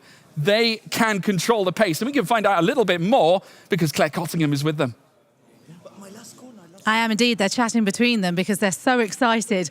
Nicolas Longue, you are on pole position. Just at the very end, you snatched it away from your teammate. That was stressful. Oh my God. Zandvoort, as we all know, is one of the closest tracks in terms of qualifying, as we saw in the gaps. I think they were very, very close behind me. Barry was like 100th away, and so were the other people. But yeah, I'm so glad that we could get the 1 and 2 that we so desperately wanted, and I think we deserve, because we worked so hard for this. And I think it showed that our pace is just really good. And you nailed it really well as well with the drying of the track. I know a couple of the teams up and down kind of got caught out, but when the rain was coming, when the rain was going to start drying up, but you guys seem to have completely nailed that. Yeah, I think we've practiced a lot also this type of scenarios, and we were very prepared for all of it, and our engineers are very on top of all the drying and all the wet stuff, so also thanks to them to let us know when to go out and how the track was going to be, and yeah, we just put a good lap together. Barry, when Nicolas went across the line, you sort of would expect that maybe you were a bit like, oh, I didn't get pole position. But no, the words that came out your mouth were, we are here to win. You shouted it in the arena. Just talk me through your emotions. Yeah, first of all, GG to Nico, like really amazing lap in the session. And, you know, Zandvoort is really famous for being super close. As Nico said, Q1, Q2 is so stressful because you need the really, really good lap or you're out, basically. And in Q3, a really good banker. And then in the last run, I had a really good lap as well. Then I did a little bit of mistake in the last corner. But he gets pole, I get pole, is the same. I'm super happy, and as I said, we worked really hard for this yesterday or the other day. We were really not super grateful for it because we know we had the pace to put it on 1-2 for the quali and even win 1-2, get the 1-2, but it just didn't happen. But I'm super happy for him. He did an amazing lap, fully deserved, and I'm really looking forward to race. you say it's tight round here, but before you did your flying lap, I think the top 3 were 5,000ths of a second. Were you getting a bit nervy at that point? I think actually Q3 is probably one of the least nervous parts of qualifying because you already know that you've had a good run so far and you just feel confident because you've had laps in the car already. But we knew that just a little improvement would put us up on the ladder. But we just put a really good lap together at the end. It was very fast what I did. I think I wasn't going to be able to go much faster than that, so I'm very happy. And I said to you guys yesterday that teamwork seems to be a real thing for Ferrari. Now we're going to see this. We're going to see this in action. How's this teamwork going to work coming into Zandvoort then? Yeah, for now, I have no idea. So we're just going to speak about it and we're just going to make a decision. But 100%, yeah, we're just working as a team. Team always comes first. So yeah, let's see what should we do. We are here to win? Absolutely, we are here to win, yeah. We are here to win? Yes, absolutely. It's fighting talk here from Ferrari. I think they want to win. I think they do too, and I think they've set themselves up in the perfect position to do just that. Ferrari front row lockout. Wow. Yes, certainly. We could see our 6th different winner so far this season, with Nicolas Longuet lining up in pole position. If we're going to see a 6 different winner from a 6 different team, though, it's going to have to come down from 6th position or further, so maybe we could see that later on as well. But the gaps were just incredible. Barry Broom and Alfie Butcher exactly the same lap time, and 700ths of a second separating the top 8, which is absolutely incredible. So close. Going back to what we said earlier, so competitive out there. That was a really exciting session. Some shocks as well. Lucas Blakeley, as you said, not making it through to Q3. Yeah, some really major losses actually in Q2 because we lost Blakeley, Otmir, Brendan Lee. So all the former champs are all gone. Out with the old. So yeah, out with the old, in with the new. And it is very much in with the new because Tom Manley and Alfie Butcher also impressed. I think, we alluded to it before the final runs with the second last run that they did, both sharing top end, at least for a brief moment. Whilst obviously it doesn't factor into what the grid shows, they could take solace, I think, knowing that they very much deserve to be here. And I think we've got a lot to look forward to in the future of F1 sim racing, given the fact that we've got these bright up-and-comers that seem to push the limits to the point where we have got these minute gaps in the timing tower. And worth a quick mention also of Alpine into Q3. What a lovely moment. I mean, we've been talking about them all through the event, how difficult it's been and how much they need something. Yep. This is the something. Yeah, especially after the first few rounds, because you can kind of get inside your own head where, the event's not going how you wanted it to go. And unfortunately, it hasn't been there. But, they picked themselves up very, very well. And here is Patrick Sipos in Q2, I believe this is, to get himself into Q3. A top 10. Obviously, starting this race, he's going to be in that mid top 10. So he's going to be around the top 5, the top 6 area. So it's going to be a strong performance there from Patrick Sipos. But he needs to make sure he brings the points home. Zandvoort is obviously a very short track. It's very close together with all the drives. And we have seen wet weather come into it in previous seasons. So he's going to have to make sure he stays nice and clean throughout the rest of the race to make sure he brings those points home for the team. Absolutely convert it when it matters. Now, 2 teams that aren't going to be best pleased are Mercedes and Aston Martin, getting neither of their cars through to Q3. And unfortunately, Jarno Otmir, one of the drivers unable to make it through to Q3. Claire is with him now. I am indeed, alongside me, Jarno. We've had a bit of an up and down couple of days, haven't we? And from the excitement of yesterday's win to unfortunately being knocked out in Q2. Just talk me through the session, and please don't use the word that you used to me when you walked over, because that one will have to be beeped. Yes, it was a difficult one. Already Q1, it didn't feel really well, even though we were P4, P5. It felt like a really good lap, and I was only P5 and like 2 tenths off. But yeah, I've kind of just struggled on this track in preparation running up to this as well.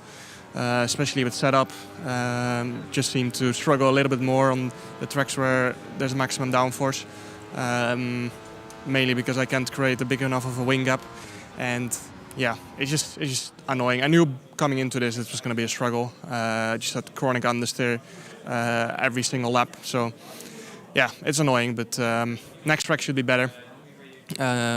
Struggled a little bit on Zandvoort all year long, but that's how it is. So. Next one is going to be a completely different track again, a lot less grip, even though it's really high downforce again, and we're not running a big wing gap again, it should be a little bit better. The next track, though, is one that you enjoy quite a lot. It does, yeah. It's one of my favorites, especially in the race. This year it's a little bit worse because the marbles that are on this game make overtaking really difficult. So we're most likely not going to see a lot of overtakes in the race, same for Zandvoort, simply due to the fact that Zandvoort is too short of a track and Kota has the marble. So whenever you go down the inside of someone, you get marbles and you lose a lot of lap time. So we'll see how it goes, but can't wait for Kota. Are you going to tell us that it's really hard to overtake and then absolutely storm your way through the field and then end up on the podium and we'll all be like, hang on a minute, you told us it was hard? I hope that happens, yeah, but it's going to be difficult for sure. But we've seen yesterday as well a lot of different strategies in the races, caused a lot of chaos. And beforehand, you don't know what strategy is going to work well because it all depends on what happens in the mid pack and the front pack. So we'll see what happens, but we're going to have to take some risks. So. Okay, well, bad luck this time. Another one to go in only a couple of minutes' time. Are you ready? For sure. Always. Guys, back to you. Thank you so much. Right, let's have a little look at the provisional starting grid, shall we? Well, let's take you through the starting grid. Alvaro Carreton in 20th place. On the back row, joining him, Julash Oz Gilderim for the Haas team. We look further up into 18th, John Evans and Aston Martin, alongside one Alpine driver, Ruben Pedreño. Further up in 16th, we have Jake Benham, the All-Star, recognisably emotional after Q1. Brendan Lee also evicted down in 15th place very early on in Q2. Fabrizio Donoso in 14th place with Jana Watmir in 13th, one of the champions, or one additional champion that we lost through qualifying. Joni Tormela in 12th, another champion by that of Lucas Blakeley, also evicted out of Q2 in 11th. Moving on up, we jump into the top 10 equation. Ishmael Fassi starts 10th, with Danny Moreno in his first start this season in 9th, looking to try and take yet another victory at Zandvoort. Patrick Schipos, his best qualifying this season for Alpine, in 8th, with Tom Manley in 7th as well. In 6th place, Freddie Rasmussen in 6th. Thomas Ronha starts from 5th spot on the grid, looking for redemption after difficulties yesterday. Josh Edo in 4th. Alfie Butcher starts in P3. And then we move up to the front row. It's a Ferrari lockout. Barry Brumand and Nicolas Longuet starts pole. Thank you very much. Well, that is how things are going to line up when we go racing. But we're not there yet. We are not there yet because we still have one more qualifying to go. We'll be qualifying around Kota very shortly. But for now, as you can see, the drivers are all out of their rigs. We are going to take a short breather. And when we come back, we will have a little chat with some of the drivers. And then another breather before we get straight back into qualifying. Don't go anywhere. We'll be back very shortly. See you soon.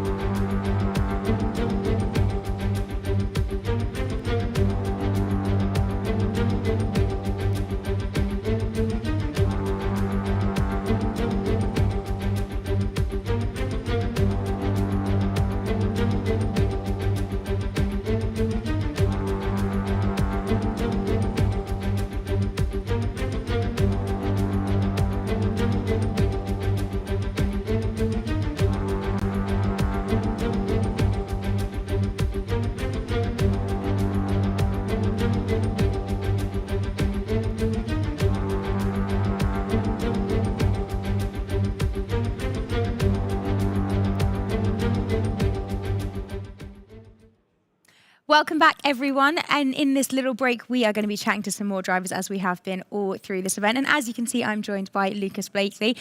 Lucas, just before we went live, we got the provisional starting grid, which has shaken things up a little bit, and you're now set to start P8. Nice surprise. Yeah, welcome, bit of luck for once, which has not been common this season, so I'll take it. Yeah, it was a little bit of a tricky qualifying, which was, naturally, not the way we wanted to start the day, but something that, it's inevitable. You're going to have days like this, so just got to brush it off and, just stay focused for, the next qualifying and then the races later on. Talk us through that qualifying at Zandvoort. What was it like for you? What were some of the challenges that you were experiencing? Well, we actually had rain again at the start. Yes, so again. I was actually quite happy about the rain. We've had, I think that's like 3 in a row. It is. Or something now, so that was fun. Got through Q1, smoothly, and we knew it was going to dry up, so we weren't too sort of hyper focused on the wet stuff and the intermediates, and then we just. It was just one of those sessions. I didn't do any major mistakes on my laps. I mean, I can watch it back, and I don't think I'd spot anything that would jump out as like a major time loss. We just couldn't generate lap time. I felt like we maybe lacked a little bit on the pace side. Maybe something that we can look into, but. It can't always go well. You're gonna have days like this. We got one car in Q3 as well with Danny, though, so that's great for the team as well. Which was at least a positive to take it from going through that qualifying. Now we're just going to be eyes forward for the remainder of the day and just try and make sure we maximise any opportunities that come our way.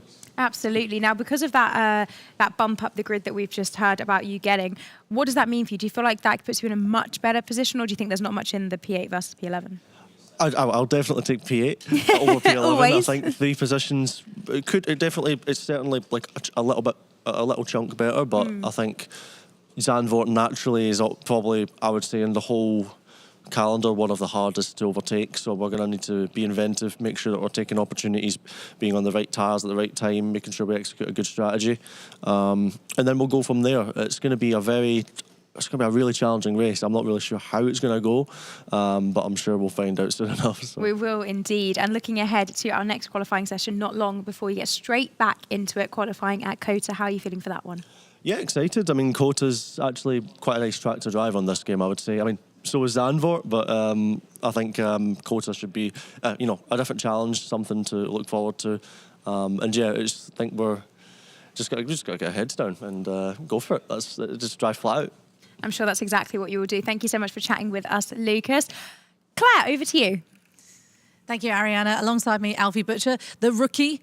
Have we mentioned that enough, do you think? Maybe you could do it a couple more times, but yeah. We will continue to say rookie. Obviously, you got your first win as a rookie, but also your first win in F1 sim racing as well. It's been a bit of an up and down weekend for you. You've picked up some damage in a couple of races. You picked up a win. How are the emotions going? Yeah, it's been a bit of a roller coaster, to say the least. Yesterday was a really tough day mentally. It was quite draining, and I'm sure you can imagine after qualifying in the midfield, so maybe not the best qualifying, but yeah, we had really unfortunate incidents in both races, and I made sure that I'm going to do my best today, and I think I've done a pretty good job in the first qualifying. Yeah, a really good start. You've qualified in front of the 2 Ferraris, which remain in front. Nicholas Longay, obviously, in pole position, and Barry Borremond in second. Now, you've got 2 Ferraris that are not going to allow you past. Yeah, it's going to be definitely a tough race. But yeah, I'm going to have to think smartly, and we'll see what happens. There's some positives about Zandvoort and starting third on the grid. It is a difficult one, just in general, to overtake. Yeah, for sure. It's definitely, strategy is going to be a big part of the race, and I think that will decide who gets the podiums, who gets the win, and who gets to the points at the end of the day. And what's this event been like for you, this LAN event, having everyone here, stopping and chatting to people, congratulating them when they've done pole position or whatever it is that you're excited about? Has it been good for you?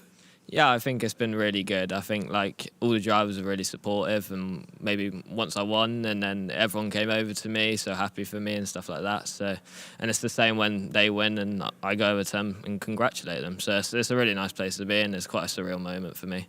It's definitely felt like a real family environment, and not just that, he does have his dad here too. So it is a full family environment for you. Has his support been good, your father? Yeah, for sure. It's definitely a nice having my father. Yeah, I mean, it's definitely a nice So I don't know why I went so formal, Dad. dad.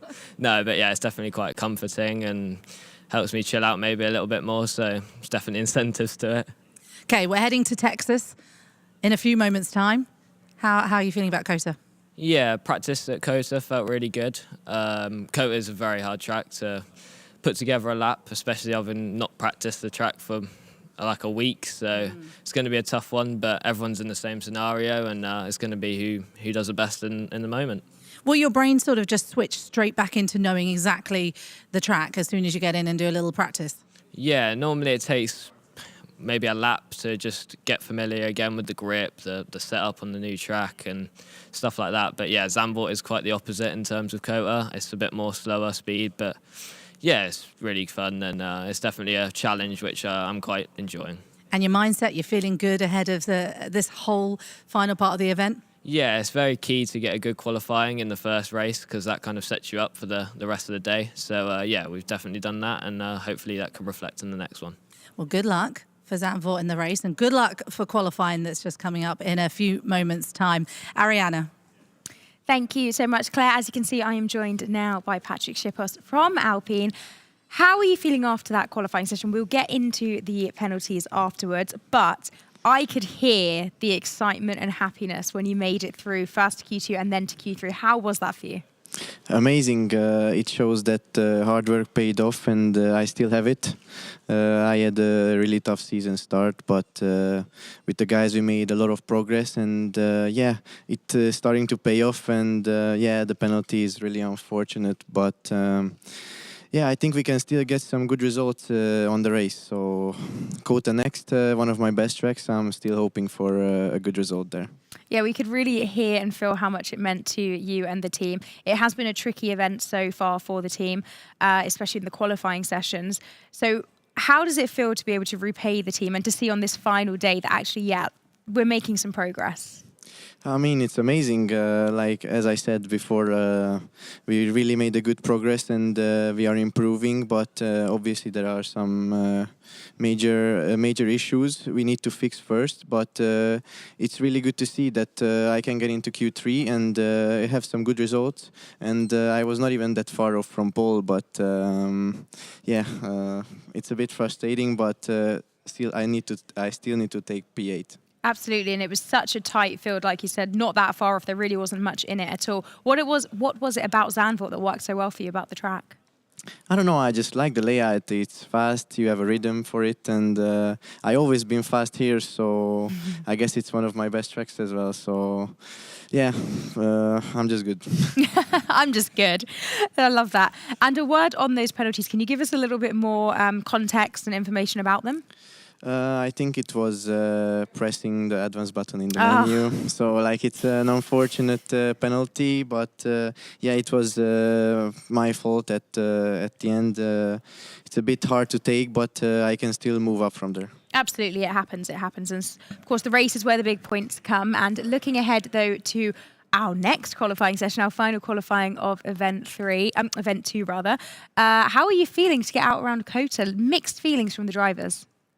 Yeah, mixed, but I think we can see our practice times at the end of the day, and they are good enough times to get into Q3 and get a good result at the end of the day. So I'm just hoping for the best, and we're just gonna send it.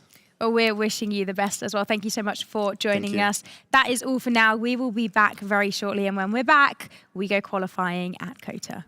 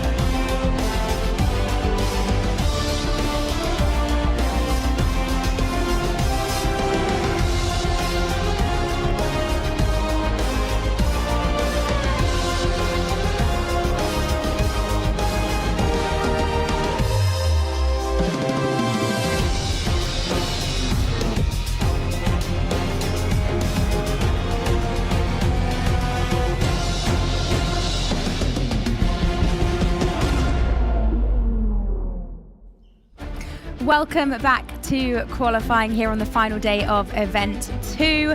Qualifying is done and dusted at Zandvoort, and now we look ahead to qualifying in Austin. We are going to get straight into the interviews and bring you voices from around this studio and paddock with Claire Cottingham, who is already lined up. Someone, Claire, over to you. Yeah, alongside me is Bauke Tux, the team manager at Haas. Now, we've been speaking to your drivers the whole time. We haven't spoken to you yet. Welcome. Nice to see you. How are you feeling? Doing well. Genuinely, after last session, I think couldn't be more ecstatic. Really happy for the boys that they finally put the point. I'll rephrase that. I'm really happy that Alfie's, after yesterday's result, has just turned it over again. And Ulash, unfortunately, not the dry conditions that we were hoping for, but really happy that at least he managed to get in some laps. So happy about that. Alfie starts third. I was about to say second, then third for the race in Zandvoort. Obviously qualifying for Austin coming up very shortly. How proud are you of what you've seen from Alfie so far? I don't think that's necessarily something we can describe in words. The bond within the team is amazing, especially with his dad as well. There is a very close relationship with each other, and he listens, he understands, and he performs. And there's nothing more I can ask for. We heard from Jason, of course, in the first day, and he was a very, very proud dad after the win, of course. Alfie was saying that he has found it such a roller coaster this weekend. And for a rookie, you've got to learn so much so quickly, haven't you? Yeah, definitely. Like ups and downs, that's you got to tackle them as you go.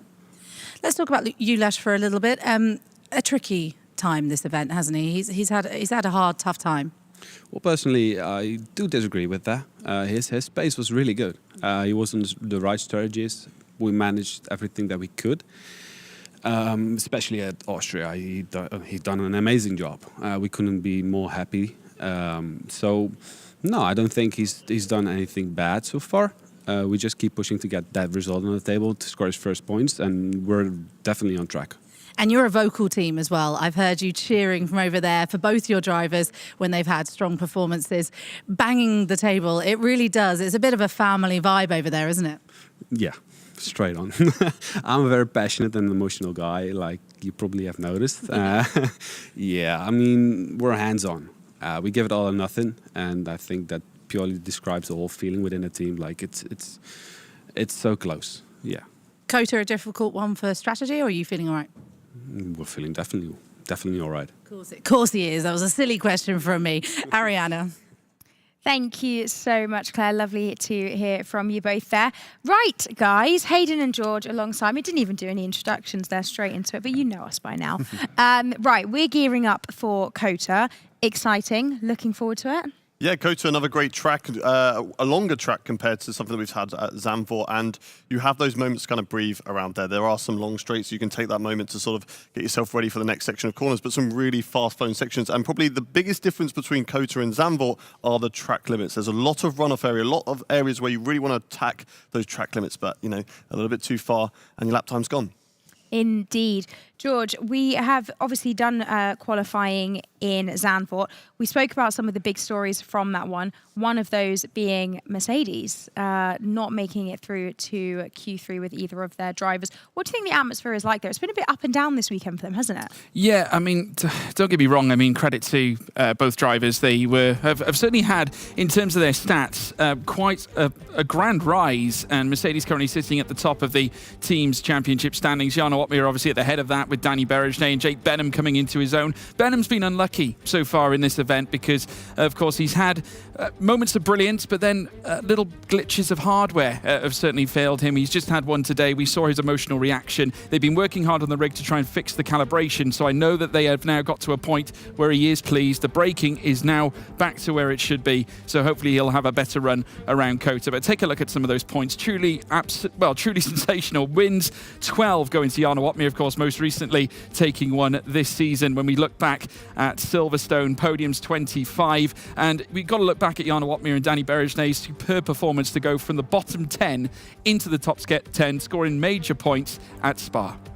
Absolutely, and I mean, whilst the result from qualifying early today isn't what they would have wanted, we have seen this weekend that they are fully capable of bouncing back actually to the top of the standings. Yes, certainly one of the strongest driver rosters that they've got out there for Mercedes. All three of those drivers, put them together, they've accumulated over 1,000 points in F1 sim races, which is incredible to see. And Jake Benham, I think he's had a really good performance in this event. I'm going to disagree with you. I think he's had a good performance in this event because last season he was kind of thrown into it last minute, replacing Danny Moreno, and not really, quite up to scratch there. Didn't have that preparation, kind of like we saw Will Lewis have yesterday.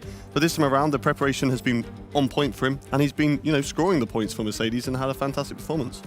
Indeed. Now, you guys, I know that you're all enjoying watching from home. Make sure you let us know your thoughts and feelings about this round, about this event, should I say, with the hashtag F1 Esports. You can follow us on all of the usual platforms. We are all keeping an eye on all of your messages. George is very active on social media. He's seeing everything that you're posting. So make sure you use the hashtag F1 Esports to get in touch with us. Now, we have several champions amongst us as well.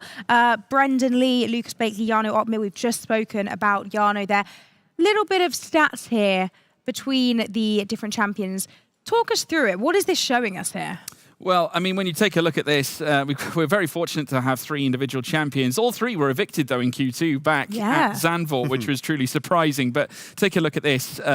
Pole position-wise, they're relatively similar. In terms of starts, though, Brendan Lee, just by sheer nature that he's been around since 2017, amassing 62 starts throughout his campaign. But what's interesting to note is that despite Jarno Opmeer only having 53, splitting the difference between Blakeley and Brendan Lee, he's got over 12 victories, double of that of his fellow champions in F1 sim racing. And the same could be said for his podiums, nearly double there as well. Truly astounding. And it just goes to show that he is truly on a bout of excellence. He has just taken another victory, and Jarno could be the first guy, the first driver to come back and reclaim a championship after losing one and being the very first 3-time world champion.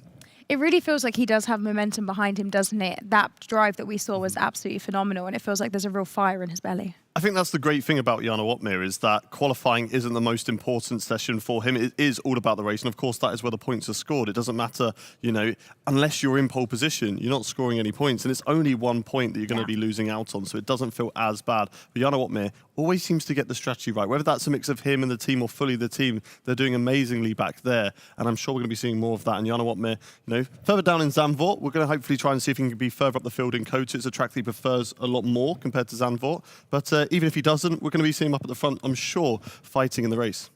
Yes, it waits to be seen. We also spoke there about Lucas Blakeley from McLaren, and I believe that Claire has managed to get hold of one of the McLaren team to have a little chat with.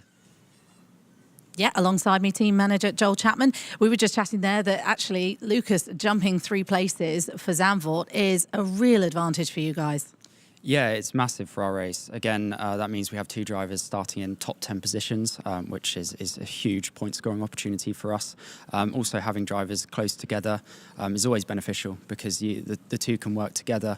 It just provides a great opportunity for both drivers to move forward in the race. Zandvoort's a tricky one, so we'll see what they can do. And Lucas yesterday, so very close to getting his first win of the season. What did you kind of have to speak to him about afterwards? Like, it's coming. What was the pep talk like? Yeah, I mean, that race for Lucas was, continued confirmation that he has what he needs to go and compete for championships from a pace perspective. The pace is there. Just need a few things to go his way during the race, and Barry just ran an absolutely perfect race and managed it exceptionally. And Lucas knows that and knows that on another day it would have been a victory. Some really impressive driving, though, from the reigning champion. He is fighting tooth and nail to get that win, isn't he? Yes, I mean, everyone on this grid is hungry, but the hunger of Lucas Blakeley is like nothing I've ever seen. He works so incredibly hard. We have to kind of manage him and to tell him to, not work as hard as he would like to, because otherwise he would just be on the rig forever and ever. So, I mean, if there's anyone that's going to find what he needs to continue to defend his championship, it'll be Lucas Blakeley. New driver as well, alongside Lucas today. Hasn't raced at all this weekend. How's he been doing, Danny? Yeah, Danny's been great. It's the advantage we have as a team of having 3 strong drivers. This is a busy event, 6 races across a very short period of time, so it's super beneficial as a team to be able to rotate through your team. It's meant Danny's been allowed to focus on the 2 circuits that he's doing today. And you saw in that first session, hasn't raced for a little while and delivered a fantastic Q3 during qualifying. So, yeah, he's in a great place and shows that he got straight back into it after having some time out from racing. Yeah, it's incredible how they can just, their memory as soon as they step back into the rig. We're heading to COTA, Austin next. How do you think that the McLaren's going to fare around there with your drivers at the wheel? Yeah, COTA's a circuit both drivers like, so hoping for a strong performance. We'll see. The grid is so incredibly tight, and I know a few other teams do enjoy COTA. So yeah, hoping for a strong Q2, Q3 qualifying to put us into a good position for the race. COTA's a race where you can overtake as well. So yeah, qualifying is of course important, but you know, the points are scored in the race, especially in COTA. So hoping for a strong result. A track that your drivers both feel confident about. Do you think there's a pole position here? We'll see.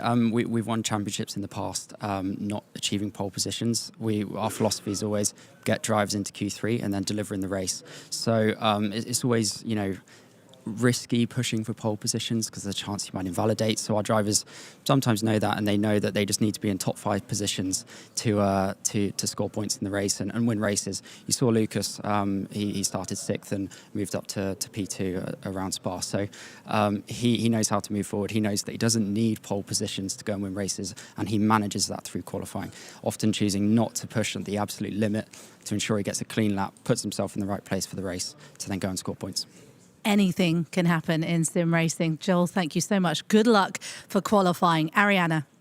Thank you so much. Lovely to hear from the McLaren Shadow team there. Right, it's a few minutes, less than a few minutes until we get underway qualifying at COTA. I am very excited. I think this is my time to leave you to do what you do best, and I will go and crawl over there and watch and listen. Guys, get ready. We are about to go qualifying at COTA. Superstar, as always, Ariana, thank you so much. Welcome, everybody, to the Circuit of the Americas, home of the United States Grand Prix. And certainly here in the Formula One Sim Racing World Championship, we have seen many tales told, but the most recent one being that of Jarno Opmeer in what many describe as one of the greatest league races of all time, actually taking place last season back in 2022. That bought Jarno Opmeer a race victory in the closing stages of that season. The other tale to tell you is, of course, Brendan Lee. We heard from him earlier on about how special Texas is to him. This was where he managed to scoop up the championship title all the way back in 2018. The circuit itself, it is 5.513 kilometers, that's 3.426 miles, capacity of 120,000 with DRS zones aplenty. 2 of them, but still plenty of opportunities for overtaking when we go racing later on this afternoon. Broke ground back in 2010 on the 31st of December and opened up on the 21st of October, 2 years later. 20 corners, and that is exactly what these drivers need to negotiate their way around a fast circuit, and one I am sure that many of the drivers are looking forward to landing a pole time on. Anything can happen at COTA here, Hayden. I'm looking forward to it. I certainly am as well. We had an amazing race last season in F1 sim racing, and once again the groans go around the studio as rain is falling here at COTA. But yeah, one of the best races we had last season. Well, I remember that 4-way battle for victory right up until the end. Brendan Lee managed to sneak a podium at that race, and there is confirmation. Light rain here in COTA to start off the qualifying session. We'll have to wait and see where the conditions are going to go. Is it going to dry up like we have seen, or is it going to stay like this, or maybe even get worse? We haven't seen the weather go that way so far this season in F1 sim racing, so it'll be interesting to see. Both Ferraris looking confident. They have been feeling good. I remember that cheer yesterday when they saw the wet conditions in Spa, and they were strong earlier on today in Zandvoort as well. So let's see if it can work for them here at COTA. Yeah, looking to follow suit from earlier on. Alfie Butcher actually the first to bail out on track as we begin this Q1 session. You can see the Haas there on our back screen here in the arena, now making its way through the slalom that exists here in this opening sector of the circuit, which bridges into Sector 2. Quite an interesting track here as well. The layout, fascinating. It has to be said, Hayden. You get the initial sector, which you've got a very tight hairpin, which is going to be one of the key overtaking zones, I think, heading through towards turn 1. Many drivers' favourite. Well, obviously, it's action-packed at the start, almost a little bit like turn 3 at Austria to a certain extent, because the corner is so slow. It forces the drivers to perhaps even send a dive bomb, sometimes an overzealous dive bomb, but at the same time, it does open up opportunities, and then you bridge into Sector 2 with the slalom section requisite of Maggots and Beckett's at Silverstone. Yeah, it's a circuit that's just picked and nabbed great sections from other circuits around the globe. Yeah, Maggots and Beckett's in Sector 1. You've also got the long right-hander, which is obviously opposite to that famous long corner in Istanbul. But Alfie Butcher, the first driver out on track, he's on intermediates. Fabrizio Donoso on an outlap on the wet, so similar to what we were seeing in Zandvoort, of course, where Fabrizio Donoso likes to get that lap out on the wet tyres, get that feel, and he was the one that we spoke to, of course. He likes to get that delta in just so he can have something to judge against when he goes for his flying lap later on the intermediate tyres. But a lot of drivers getting themselves out there on those inters. They're going to be testing, of course, their equipment in these installation laps. I doubt many of them will be going out for flying laps, but if they do, then it suggests to us that the track will be really getting a lot wetter by the end of this Q1 session. So they'll be wanting to get their lap times in early, but nobody looks like they're in a major rush to get a lap time in right now, especially as you've got a few of the guys on wets. Donoso is on wets. Moreno momentarily went onto the wet tyres, but has not opted to go out of the pits yet. Yeah, it's interesting, isn't it? We've seen a very diverse usage of wet tyres and inters in the past at the very start of qualifying. This time it's entirely different. I mean, we've got Donoso, albeit on wet tyres for an outlap, but the rest of the grid all adopting the intermediate straight from the get-go. Any ideas, Hayden, on why they're possibly taking this route?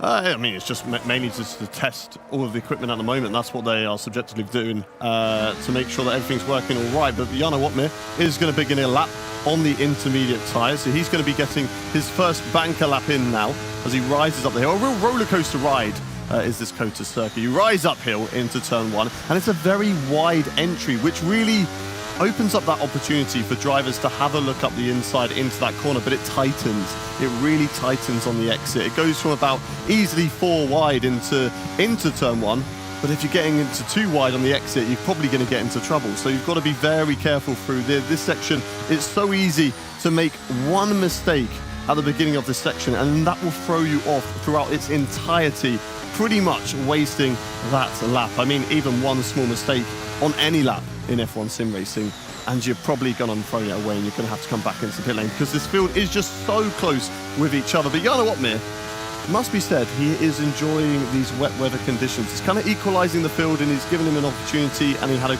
great run yesterday in Silverstone. We'll be looking for something similar here today. Yeah, and he spoke a lot as well after the result at Silverstone about the power of the slipstream over various sections of the track.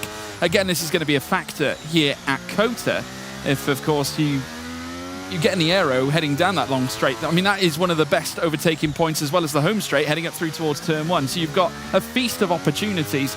And another unorthodox opportunity is this section of track, heading through the triple right-handers before you then venture through towards the final 2 corners. It looks great, but there is a danger to it. Yeah, certainly. Jarno Wotmir experienced a little bit of traffic on the outside on the exit of that long sweeping right-hand. I believe it was an Alpine just hanging on the outside there, trying to get off the racing line. Jarno Wotmir across the line, set the first lap so far. It's a 1:42.2. Actually, the second lap, Alfie Butcher's gone faster with a 1:42.0 on those intermediate tyres. But we'll be interested to see how this session develops, how the track develops. Is it going to get quicker? Jake Benham almost matches his teammate 2 tenths off at the moment. P3 for the time being, but a lot of tyres opting not to go for a flying lap just yet. Freddie Rasmussen there, Josh Edo actually into the box. Fabrizio Donoso on those wet tyres though. Let's see what he can do. How much off the pace are those wet tyres compared to the intermediates? He'll come across the line, and this is going to be a 1:46.8. So 4 seconds off the pace there for Fabrizio Donoso, but of course on the slower tyre. Yeah, 4 seconds, you're absolutely spot on. 6th fastest now is Ismail Fassi, goes 3rd fastest ahead of Jake Benham. Patrick Sheepos 5th with Tom Manley, who's bailing into the pit lane. So interesting to see the differences of opinions between drivers. Obviously, some of them just opting to take an out lap and take a fast run and then take it straight into the pit lane as opposed to crossing the line. Many drivers, though, opting to find that delta. Butcher currently at the top of the timing tower with a 1:42.089 as now we ride on board with Brendan Lee, who heads through the final corner at turn 20, feathering that throttle, finding the grip as much as he can anyway. Goes 5th fastest, just in behind Fassi, a 42.425 under his belt. Butcher, though, with a steady advantage up at the top. No one quite near him just yet. Just under 0.2 of a second. He's looked strong in qualifying all week so far, and he'll be looking to continue that later on here at COTA. Strong performance there from Alfie Butcher. Into the box at the moment. We'll be waiting for that second run as we get an invalidation there for Ruben Pedreno. He's going to come into the box because there's no need to continue onto that lap there. So Pedreno into the box there. Those are a lot of our drivers, apart from the ones who have recently just set a lap time. Of course, Fabrizio Tonoso, John Evans, Patrick Sipos. Patrick Sipos, very strong qualifying in Zandvoort, but unfortunately he is under investigation. Looks like he could receive a penalty for advancing to the session too quickly. Now, we spoke about those penalties yesterday at the top of the race show, and a few drivers did get warnings for advancing sessions so quickly. So Patrick, please, if you get into further qualifying sessions, keep your hands off the steering wheel. Don't touch it, all right? Don't advance to the next session, please. Yeah, just an eager beaver, isn't he? Just keen to get going. And he'll be looking for that same pace here at COTA, but naturally a vastly different circuit than what we saw at Zandvoort. But Patrick Sipos flying the flag for Alpine here in this event too.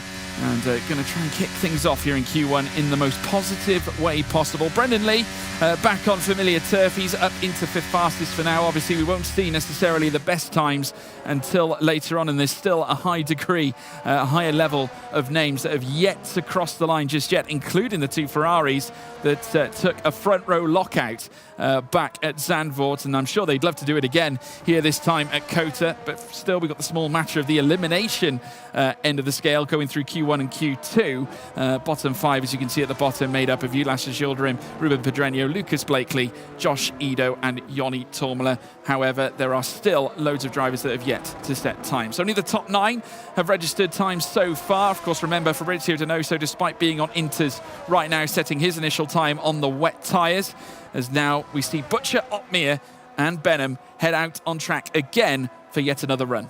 Yeah, only a couple of drivers still left in the pit lane now, but we've got a couple of clusters of cars. So we've got the leaders who are going to be setting their first few laps. We've got Freddie Rasmussen, we've got the Red Bull there as well of Josh Ido, another car right behind them. Then you've got the 2 McLarens a little bit further back, a Ferrari of Barry Bormand as well. And then the further pack that are currently going through Sector 1. So everybody trying to space out as much as possible midway through this Q1 session. These are going to be where we really get our first flying lap times in the intermediate conditions and kind of judge where everybody is on pace at the moment in this session. Freddie Rasmussen just building up those tyre temperatures as he gets himself through the long sweeping right-hander here at COTA into the penultimate corner. Very difficult corner, this one. It drops away from you and the apex is very blind. You have to be full commitment through there as well and have to get it absolutely spot on. But let's ride on board with Mr. Consistency. The bridesmaid, never the bride. Can he put it on pole today? We'll find out later. But let's get on board for Q1 as we get on towards this roller coaster ride of COTA. Heading up the hill into the first corner. Look out for the light box on the right-hand side, onto the brakes, and really just clip the apex on the inside. Easy on the throttle as the track drops away from you. It's very easy to lose the rear end on traction, and Freddie Rasmussen, of course, doesn't do any of that. Now slide yourself up through the sweeping left, then right, then left again, then right again. It's a double right-hander through this one. Keep it hooked in, keep the car over to the right to get over on the left-hand side. Cut as much of the curb as you dare without being getting your lap time invalidated. Now back over on the left, track limits are very, very easy to pick up through that section, and Freddie Rasmussen doesn't get any of them. Heading down into this next hairpin, another corner that's really open on the inside that tightens on the exit. You want to focus on the exit though, because there's a long straight where DRS will be activated if we get to dry conditions. Freddie Rasmussen though, looking good so far in Q1 as he's going to be heading down into the next braking zone. Keep it on the right-hand side. If it gets to dry, you might be wanting to use more of the curbing on entry. Really cut this left-hander because you can get away with it and extend on the outside, carrying as much speed as you possibly can through there. Now, I'm so tentative through this section in the wet because the car can just step away from you so easily, and it can easily lock up and drag you out wide, but Freddie Rasmussen is keeping it nice and tidy as he ends his first lap here in Q1. All the way through the long right-hander now, and into this corner that I said earlier, it dips away from you, can't see the apex, full commitment to really ride on the inside of the curb, and Freddie Rasmussen nails it spot on. Don't extend out wide with the track limits into the last corner and take it nice and tight, because you don't have to worry about the exit, because the line is so close to that final corner. Across the line, Freddie Rasmussen puts it fastest, a 41.8. Yeah, 1:41.8. No surprise to see the times improving. Josh Edo, his teammate, going third fastest. Johnny Tormala for AlphaTauri going into 6th. Lucas Blakeley, yet to nail a time on the board, goes second fastest and enlists a second 1:41 of the session, as we now see Tom Manley splitting them now as well, and AlphaTauri up into second place, joining its Red Bull counterpart right at the front row, if this was, of course, the Q3 session. As we're now seeing them, Longe now goes into third fastest, the Ferrari now enlisting its own 1:41.923, matching the time of Tom Manley, who sits in second. They are both just over a tenth of a second, matching to the thousandth, as now Alfie Butcher now beckons his way down through towards turn 20. We've seen upsets from him in the past. So far this event, he goes second fastest ahead of his young debutant rival, Tom Manley. Jarno Opmeer, the Flying Dutchman, twice the race winner here, and he's gone faster so far as well with a 1:41.5, and his teammate Jake Benham rising again to go second. Mercedes 1 and 2, at least for now. Yeah, 3 tenths faster as well than the rest of the pack, so that's fantastic performance there from the Mercedes team. Pedreno, unfortunately, bailing out of his lap time. Didn't look like he invalidated, so just made a mistake on his lap, but fantastic performance there from Mercedes. 1 and 2 at the moment, showing that Kota might be a strong track for them. Here comes Thomas Ronhaar. Let's see what he can do. Rounds the final corner towards the line. The lap time will be good enough for P3, and that is looking very nicely at the moment for him, but doesn't mean you're going to be safe. It's not like when we're running in the dry and you can sort of rest on your laurels there. You certainly can't in these conditions, because it can easily dry up at the end of the session and you can get caught out like we saw Mercedes and Williams do yesterday. Yeah, Aston Martin also having their own trials and tribulations through the course of the event and since the start of the season, because of course Alpine too also having their own trials and tribulations, but John Evans just moving up to 10th fastest here. 4 minutes and 58 to go, as we now see Jarno Opmeer making his way through the final sector on his cool-down run, and he'll come into the pits for one last lap later on, which will decide who will enter Q2. Currently Alpine at the bottom of the order. Ruben Pedreño still yet to enlist a lap. He's the only driver still yet to do so. Patrick Schiepass down in 19th place will need to improve in order to find his way into Q2, but anything can happen coming to the bitter end in qualifying. Fabrizio Donoso, of course, we saw him enlist a run on the wet tyres at the very start. His intermediate time has placed the Aston Martin in the top 5. Stop the count. Aston Martin in P's 5 and P10 with John Evans. They'd love that in Q3. They certainly would. They have picked up points so far this season, but it's only really been one apiece for both Fabrizio Donoso and Simon Weigang, so not the points that they would really want in this championship. And if Alpine score highly, then they can easily leapfrog the Aston Martin team. John Evans, though, still out on track at the moment. P10, a 42 flat for John Evans, which is always easy on the eye. He's currently going through the final corner at the moment, as we've got all the drivers peeling into the pit lane to end their qualifying laps, and of course get ready for the shootout to get themselves into Q2, because they don't want to mistime it. We've seen it yesterday. I think they've learned their lessons. They need to be very careful about when they get out on track. There's 3.5 minutes remaining, plenty of time.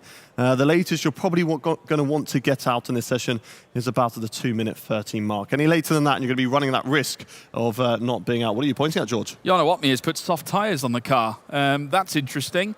Now, whether that's a mistake, we'll have to wait and see. He's just testing, he's just flicking through his MFD and his on-screen display to kind of like see whether, because you always get that delta time. It will tell you the sort of difference between the tyres that you currently have selected and another set of tyres that you're going to be selecting as well. But a lot of the drivers, yeah, they're all going out on softs. They're going to give it a go, and we're going to get some really slippery conditions at the end of this session, but it's all going to change. That's interesting. And you can just see there a lot of murmuring, should we say, with the engineers and team managers that are just behind. I mean, Opmeer and Benham and Ronhaar still yet to leave the pit, so it's not a foregone conclusion just yet. We just need to wait and see what they decide to do. This 2 minutes and 30. He's on an outlap. He's on an outlap. Soft tyres for Jarno Opmeer here in the closing stages of Q1. Now, is it a smart move?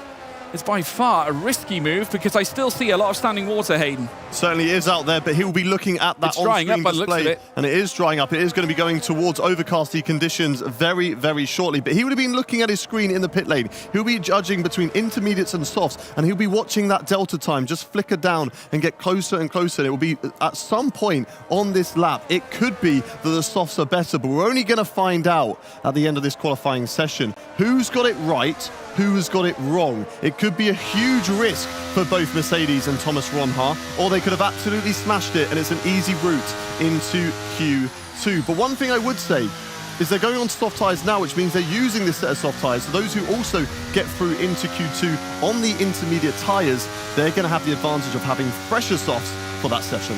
Yeah, obviously, if it does turn out that the softs are optimal here at this point, you can just see there, Jarno just wants to slow things down.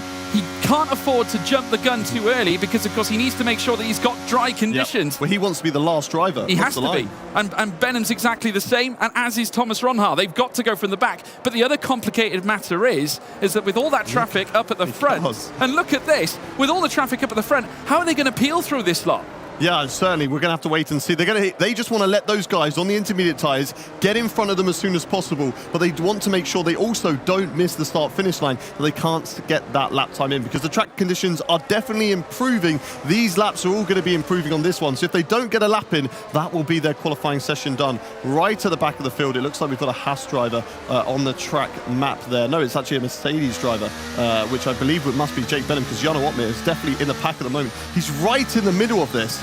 And if the soft tyres, like you say, aren't the best tyres to be on right now, then that's going to allow all the intermediate tyres to really get caught up with them, and there may be a bit of racing going out on track. So they need to be Thomas Ronhaar, Jake Benham, and Jarno Opmeer right at the back. But look how close they are. With not too much left on the clock, 20 seconds left to get all of these drivers across the line. I think there's going to be people that aren't going to make it. We're down to 15, 14, 13. It's only 10 seconds remaining to get all the drivers across the line. We're watching Barry Borman. Are they all going to make it? The clock is ticking down. 5 seconds left, and the last driver has just about got there. So we are going to get all of our qualifying laps in at the end of this session. Has the soft tyre gamble worked out for the Mercedes and Thomas Ronhaar? Only time will tell. First up, though, it's going to be Barry Borman. Let's see what he can do. He is flying at the moment. It's a 7/10 improvement on his previous lap time, and that, of course, is because the track conditions are getting so much drier out there that it's allowing the times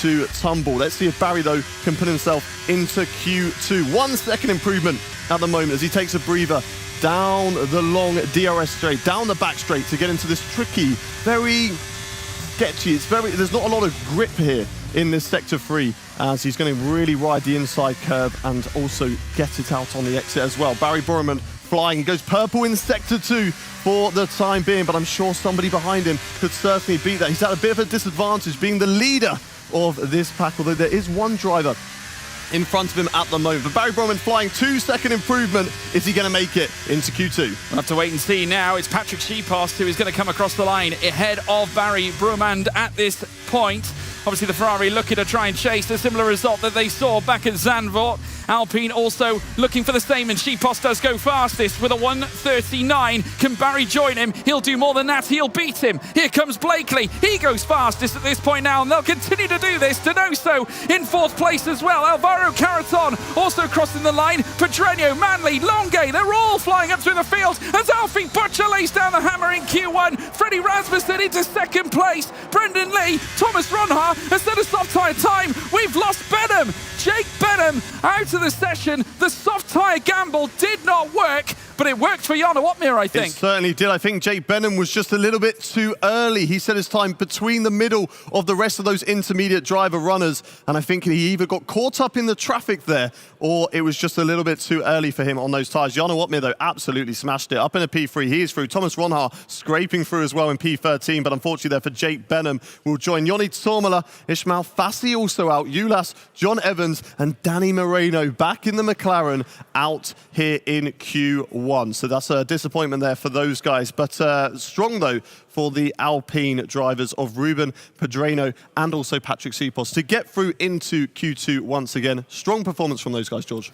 Yeah, truly risky business towards the end of that, wasn't there? I mean, the thing is, on one level, you had Sipos who was chasing the damp conditions up at the front. You had Jarno trying to avoid them right at the back. But I mean, again, it was a huge gamble to jump onto the softs because it wasn't just the conditions you had to battle against, it was actual track configuration with where the drivers were positioned out on track. They were obviously going to be hindered by the sea of intermediates. We had almost a multi-story car park that needed to be built in that final sector when they were all bunching up for clean air. Sipos, of course, finding that clean air, and it's granted in P7. These are our eliminations. Of course, Ulash Yildirim, Ismail Fassi, Yoni Tormala, Jake Benham, Danny Moreno. Moreno, bit of a surprise off the back of the last session, was very good back at Zandvoort. Another loss, of course, Jake Benham. It hasn't gone to plan at this time around. Ismail Fassi, another shock. Yeah, I think for Danny Moreno, didn't quite get the lap time in because look at that, 3 seconds off the pace to the rest of the drivers. Must have made a mistake. Jake Benham, sadly, in P19, and I believe Claire is speaking to him now. Yeah, I do have Jake alongside me. Again, unfortunate to see you so early. The soft was a gamble, and it was one that didn't quite work out for you. Yeah, I think it was slowly getting to softs being quicker, but yeah, it just wasn't enough. I just didn't have the confidence in the last run that like Jarno had, and I think only one other got through. So yeah, they just nailed laps. I also didn't position very well in traffic, but yeah, got a big recovery in both races in the next couple hours, so yeah. At least this one you can overtake. Yeah, it should hopefully be a bit easier than Zandvoort, but ultimately you want to be up the front, and yeah, it's not ideal to be qualifying here. Bad luck again, but good luck for the race. Let's head over to Q2. Yes, thank you, CC. Jake Benham, obviously disappointed with that. And like we said, just a situation where conditions just weren't necessarily in his favour over the soft tyres. It was a battle. Thomas Ronhaar was the other driver that was utilising the softs in that closing stage and managed to find his way into Q2. This time, those softs applied across the grid because we've got an overcast, but dry session, Mr. Gullis. Yes, certainly. But just like we saw in Zandvoort, I don't think it's going to be a case where the conditions are going to be completely the same across the rest of the session. Yes, you have that usual track evolution, but I think it is going to continue to dry over the course of this Q2 session. Drivers, though, wanting to get a move on. Thomas Ronhaar will surely be doing this lap time on the used softs that he used, obviously, in Q1. But for everybody else, unlike Thomas Ronhaar and unlike Jarno Wotmir, they will all have 3 brand new sets of soft tyres to their name to really push it in this Q2 session. But then for some of them as well, they're going to want to kind of keep them back so they're ready to go later on into Q3 as Thomas Ronhaar gets a little warning for corner cutting. But this time he doesn't speed into the pit lane. He slows down for it. Doesn't want to fly into it just yet. Yeah, he was branded with an invalidation nonetheless. He did margin over to that white. I say margin. It was quite a cut.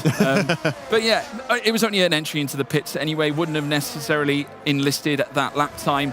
So we will see him back out, I'm sure, very shortly. 12 minutes and 40. Still to go, still very early days in this Q2 session. We don't tend to see the action happen until around the 8-minute mark or so, or with 8 minutes to go, I should say, as Brendan Lee now makes his way through the final corner at turn 20 and up towards the line and will begin his flying lap time here in Q2. Still a blank slate on the timing tower. Plenty of key names to watch out for as well. Great to see Blakeley coming up to the front end towards the end of that last session, but it was more a test of strength, a test of tenacity, a test of mental fortitude towards the closing stages of that session in Q1, Hayden. This is more of a straight shooting, who's fastest type of affair. Yeah, well, it should be normal as invalidated there from Brendan Lee. You just saw he just took a little bit too much on the inside going through Sector 1. It's such a tricky section there because you have to be right on the limit. Just like we saw yesterday at Spa in the Le Combe section, you really have to cut the corner as much as you possibly can because it's going to gain you loads of lap time, but cut it a little bit too far, and of course you're going to be invalidated. So it's, you know, that high risk, high reward.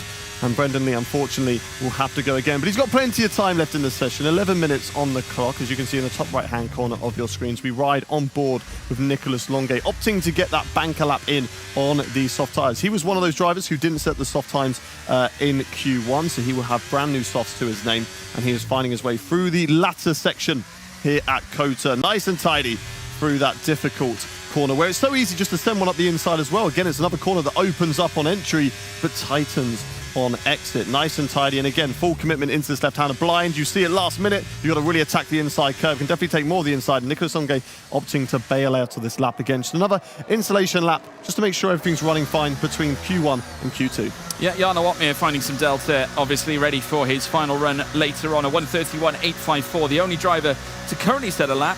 We do have a couple of other cars making their way around the final corners, including John Evans, but he might choose to decide to come into the pits. He almost certainly does, and he's not alone. His teammate Fabrizio Donoso Delgado now also coming in. The sole car now out on track is the Flying Dutchman, Jarno Opmeer, who is now out on his coal-in lap now. So we'll be looking to try and bring his car back in. The sole time on the board, a 1:31.854, will tee up a reasonable banker, just that he can measure against as the track obviously evolutes coming through towards the final portions of this session. Though there are still many red herrings right now. Of course, I'm sure we'll see many great drivers trying to fight for the front. Tom Manley, I'm expected to see towards the front end of the order, as well as Rasmussen. Longuet as well, who has qualified brilliantly so far this event. Manley already skipping out onto an outlap. Rasmussen doing the same. Schipos and Ido. I suppose the benefit for Opmeer in this instance, he could probably take a little bit of an extended break at this point. Doesn't need to overuse and abuse the tyres. Yeah, for sure. I reckon that lap was probably set, though, on those used soft tyres that he had at Q1. But for him, you know, he's already done that soft run, so he's slightly got his eye in. Yes, okay, they were going to be slippery conditions, so it's not obviously perfect for him as he now peels into the pit lane. But for everybody else, they were going really fast on those installation laps, and that is just, again, to get yourself out of how you drive in the intermediate conditions and get yourself back into that rhythm of when you're driving on soft tyres. So they are ready to go and, you know, in the groove for this last little battle here in Q2 to get obviously into that top 10 shootout. Freddie Rasmussen at the moment on a outlap as well, building up tyre temperatures on the brake, on the throttle at the same time. We discussed it before. You just build up brake temperature, that builds up tyre temperature, and then you're able to get set and ready for your flying lap. Only drivers in the pits at the moment still. Jarno Opmeer and John Evans must be leaving it till the end, but John Evans is peeling out of the pit lane now. Jarno Opmeer, if he wants to go for 2 runs in this Q2 session, will need to get out shortly, otherwise he's going to be running that risk of only having that 1 lap available to him. But Freddie Rasmussen building up at the moment. Always been near the front in qualifying. He's a strong driver in these conditions, George, and I reckon we will see him up at the top of the field once again. I'm sure we will. Of course, Rasmussen, a winner back here in 2019, and beating the likes of Enzo Benito and Brendan Lee, who came third in that year too. So back-to-back podiums from 2018 to 19 for Brendan Lee, who currently sits P12 in your timing tower. And of course, the following seasons then it would be Jarno Opmeer with Dutch domination. It was Dutch domination last season too, because not only did Jarno Opmeer lay claim to a fantastic race win, but Thomas Ronhaar would come second, enlisting 2 Dutch drivers in the top end of the placings. P1 and P2 go into them respectfully. Brendan Lee coming home third again back last season as well. As we now witness Freddie Rasmussen making his way through the slalom section in Sector 1, bridging into Sector 2, Hayden. Yeah, certainly so. Such a tough section through here because you really have to be full commitment over the curves. Look at Freddie Rasmussen taking so much, cutting the corner. How has he not got a penalty? Because he just about kept 2 tyres within the white lines. Fantastic there from Freddie Rasmussen through that section of corners. Always a joy to see. Hard on the brakes now in towards the hairpin and really open up this corner. Focus fully on the exit because it's such a long back straight down here, and if you mess up the exit of the corner, maybe take it a little bit too tight, you're just going to be losing time all the way down towards this next braking zone. Braking at about the 100-meter board just before it, and really again another corner that you want to fully attack. Not riding too much curb there from Freddie Rasmussen. Didn't want to unsettle his car, maybe running a lower ride height, that would just affect that for him. So nice and tidy then through this sector 3 from Freddie at the moment. Clip it back round to the left and square off that corner as we go through this long right-hander now for Freddie Rasmussen, right over the inside of here. And again, full commitment now into the left as it just drops away from you, rides the curve slightly on the inside, uses a lot of it on the outside, and again, full commitment over the last corner. Don't worry too much about the exit. It's all about the entry. Gain as much time as possible, and it puts him fastest, a 31.2. Yeah, blistering lap as well. Has gone faster, beyond 0.3 of a second than Tom Manley, but his teammate Josh Ido beating Freddie Rasmussen to the punch up at the head of the leaderboard. Alfie Butcher goes into second place with a 1:31.217. Mere hundredths between he and Freddie Rasmussen as Nicholas Longe comes out of turn 20 down the long straight. P5 for him. Brendan Lee, like we said, time and time again, former race winner, one of his finest hours as well back in 2018, taking the championship on that occasion, revisits here at COTA, taking P2 in the Q2 timing tower once again as Lucas Blakeley looks to try and join in coming out of the final corner, sixth fastest for the McLaren. Barry Brumand going to the top now and looking to bounce back once again after the successes at Zandvoort, bouncing on further here at COTA. Of course, he'll need to do it in Q3 to register it on pole position. John Evans in 8th fastest ahead of Thomas Ronhoff for now, but we've still got more cars to enlist lap times, to say the least, including the Flying Dutchman, Jarno Opmeer, who has made a personal best in the first and second sectors. He is now 5/10 up of the realm and making his way through the triple header as he now makes his way through the final two corners now on this lap. Turn 19, turn 20 to come. The Flying Dutchman let him fly yet again, this time in Q2, currently positioned in the elimination zone at this time, but he'll come across the line and move into 7th behind his title rival, Fredrik Rasmussen. Not going to be safety though, 2/10 off the pace of Barry Boroman. Barry, very strong lap here at COTA.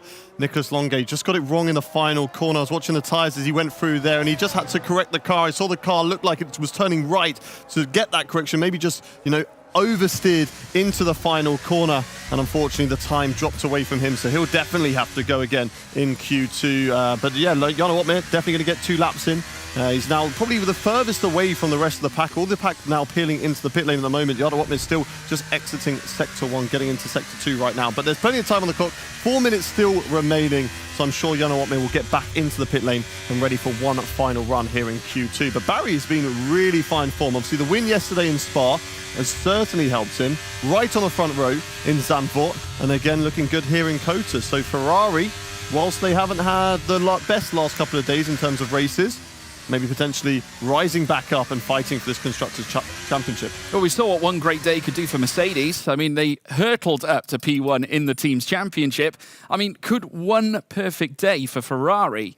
Barry Brumand, of course, currently sat at the very top. Nicholas Longe, though, currently sat in 11th, but we still got the final runs to come.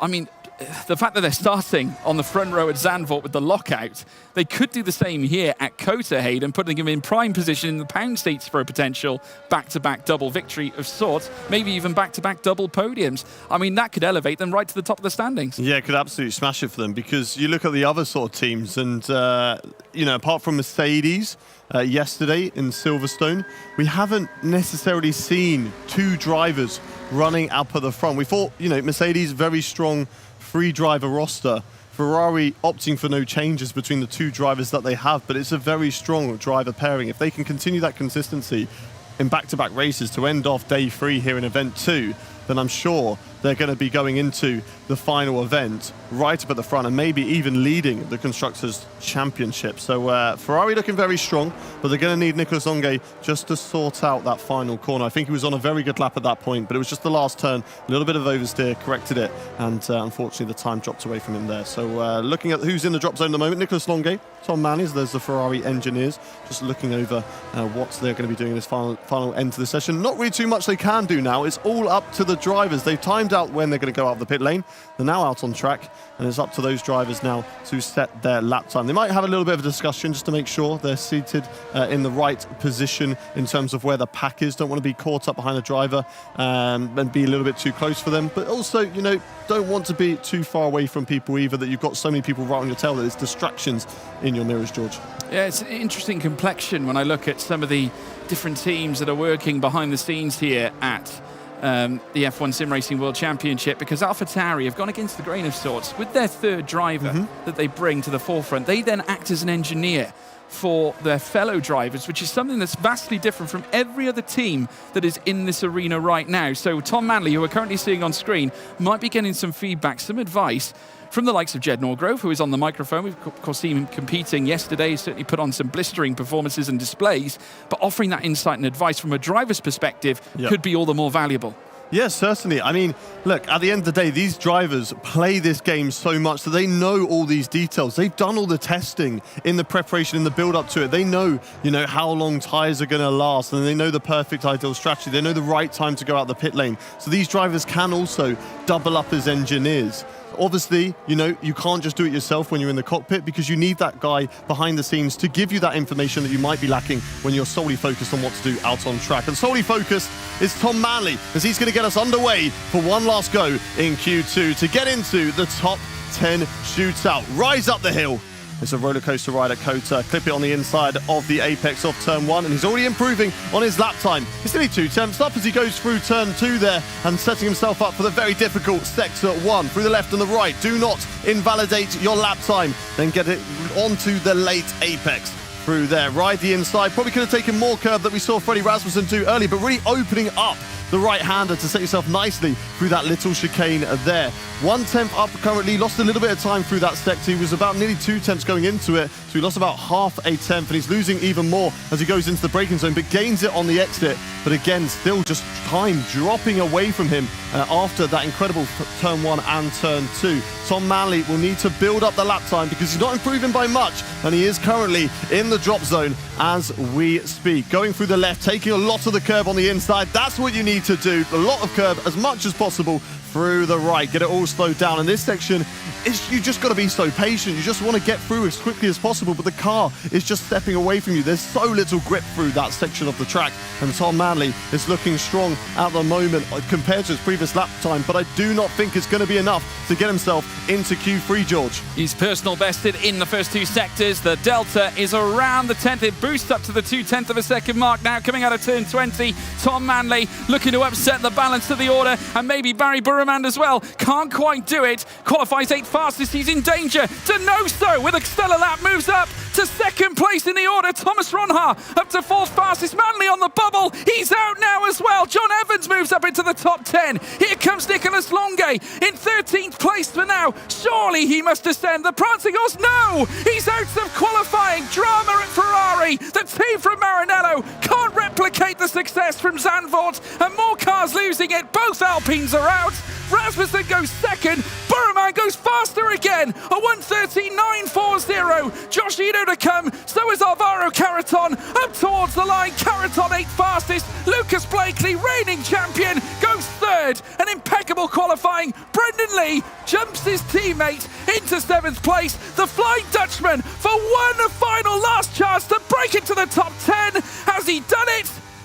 Has he done it? Yes, he has. 2nd fastest for Jarno Opmeer. Barry Bormand with a disappointed look on his face. He's the fastest driver in Q2, but upset that his teammate will not be able to start further up with him on the grid. Nicholas Longue sadly down in 13th position at the moment. Those are the standings at the end of that Q2 session. Barry Bormand fastest, Jarno Opmeer in 2nd, Freddie Rasmussen 3rd, but looking further down the field, John Evans knocked out there. Tom Manley as well, Nicholas Longue and Patrick Schipos. And then in 15th position, Ruben Pedreno. Unfortunately there for the Alpines. They look strong in Q1, getting themselves into Q2, but unfortunately business as usual there for them out in Q2, and sadly not into the top 10. George, that was a fantastic qualifying session there. Jarno Opmeer just sneaking through in the last minute, but sadly for those guys like Tom Manley, he looks strong, but sadly, the start of that lap just kind of fell away from him. And of course, Nicholas Longue, who got knocked out, and I believe Claire is speaking with Nicholas now. Yeah, alongside me, Nicholas. Now, we've gone from such celebrations to, unfortunately, here you are. I'm sorry to see you. What just happened out there? It's just a very difficult track to put a lap together. It's very stressful because it's very also easy to invalidate here, and also with the rain it didn't really help because you have to go from the wet driving to dry driving, and you have to also get used to it again. But yeah, I just didn't put a good lap together. I mean, I thought I was gonna maybe be through, but I guess everyone did a better lap than me. I just didn't push enough, and it is what it is. It happens to everyone.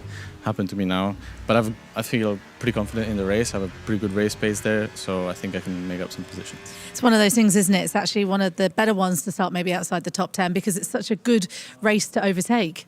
Yeah, there's many places to overtake here, especially with the strategies as well. The tires make a big difference here. Many hairpins where you can just send one down the inside, so everything's possible. I am gutted, but I'm confident in myself that I can bounce back. So we're going to see a fiery race from you then. Absolutely. Always, always. Right, let's see who is on pole position. Well, thank you, CC, for that. And Nicholas Longuet, no doubt, disappointed after that one. There was a few dramas towards the very end. And I hark as well to John Evans, who got very close to breaking to within the top 10 and making it through into qualifying for Q3. Unfortunately, just by the skin of his teeth, he finished in P11, which is very, very disappointing on his part. But nevertheless, he's not out of the question. Alpine, maybe take a little bit of solace, but they can go aggressive on the strategy. Certainly can. They're not too far away from those points positions, and we've seen how chaotic a lot of these races can be. So they'll be hoping for a bit of that. It's certainly further up at the front.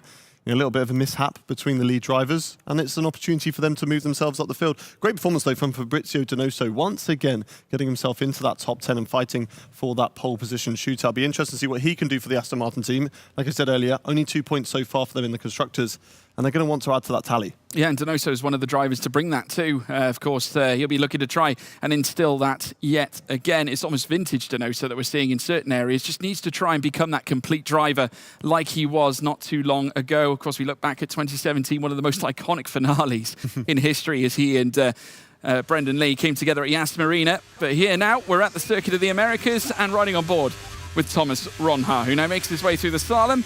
Little smile on his face as he looks to get things underway. Q3 now in full swing. We're within 10 minutes to go. And these drivers aren't going to get a chance to rest. Still the smiles on the face of Thomas Ronha. He looks a little more perky, should we say, as opposed to the sadness on display from yesterday. Yeah, I was very disappointed after yesterday's result. And, you know, you can completely understand and sympathise with him. You know, he started third position in that race, and it just kept on falling away. It just kept getting worse and worse and worse, and then getting the 3-second time penalty, having a little bit of collision with the 2 Red Bulls, getting caught up in a moment as they were in the bus stop chicane, and was devastated with that result because the pressure was massively on him, and he was so far ahead in the championship as well going into that point. So to lose out on such a huge advantage over the rest of the field, of course he's not going to be happy with that, but you know, he's one of the strongest drivers out there. He's shown it, especially over one lap in qualifying, and he'll be looking to try and extend that championship lead once again here today. He will. Thomas Ronha now heading through the latter point on this lap very shortly. Of course, now heading through towards the triple right-handers. First of all, though, he's got a little bit of a blind left-hander, and then you head through to a very tight hairpin before you then put the foot to the floor yet again and send it through this final sector. But Thomas Ronha will be looking to go up one place from where he finished here last season.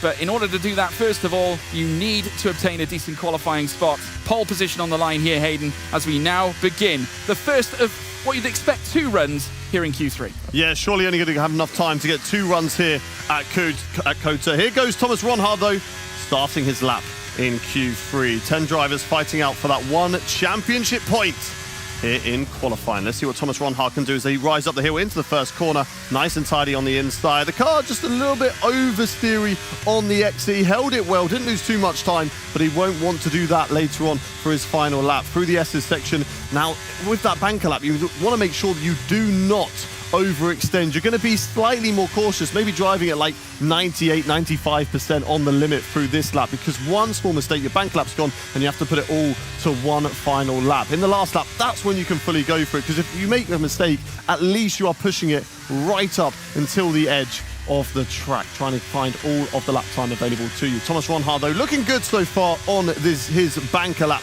here in qualifying on the back straight at the moment. And you can just see him looking over to the left-hand side of his screen, probably having a little eye in on the current lap time, because he'll know. He's done so many laps around this circuit. He knows exactly where his lap time should be at certain points of the circuit. Going through sector 2 there, it's a 1:01 at the moment, and it's currently purple only because he is the first driver to set a lap time around here. Through the right hand of the long sweeping right for Thomas Ronha, and then the track just fully falls away from you as you get down to the final corner now. He's going to go full send over the final turn. Focus on the exit. Don't run it too far out wide. Come across the line. It's a 31.2 to get us started. Yeah, 31.219 is the foundation laid down by Thomas Ronha.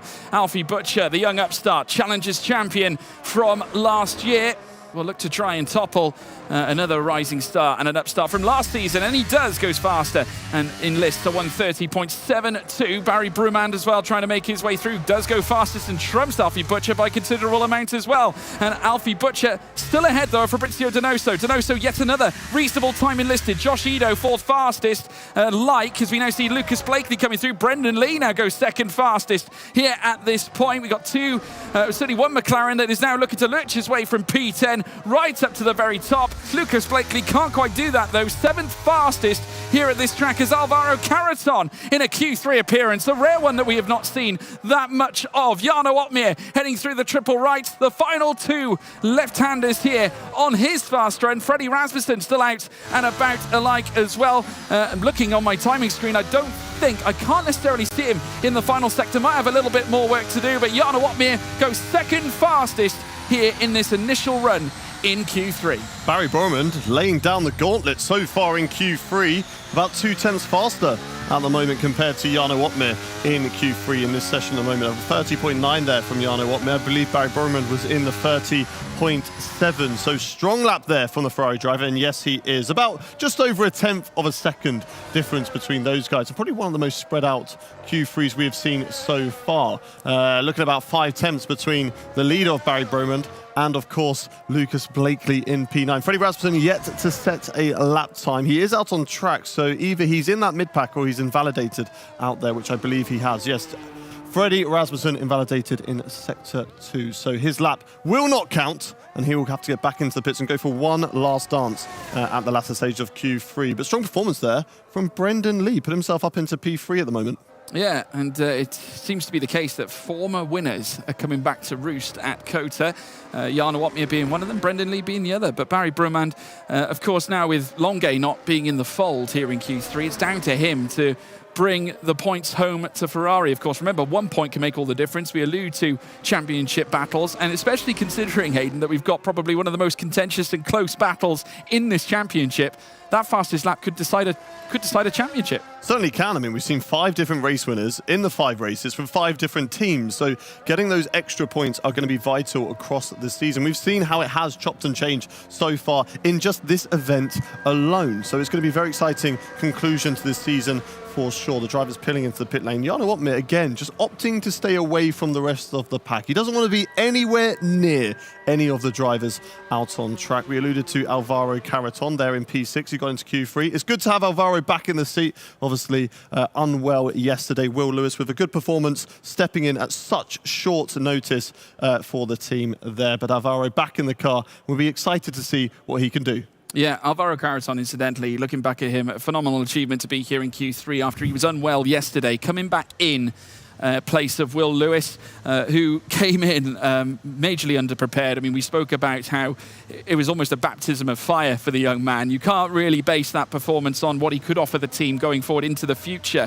Of course, a young driver that could yet be a full-blown talent. But Alvaro Caraton, no stranger to pole positions. He's enlisted 2 in his career, and his first podium was back in 2018 at Marina Bay at Singapore, and debuted for Williams back in 2018. One of their longest reigning servants at that organisation, and now looking to perhaps bounce back in the best possible way. They need points. Of course, they're in that midfield teams fight. Of course, currently fighting with McLaren, incidentally, in the team standings at this stage. 2 good British constructors going at it here in the championship.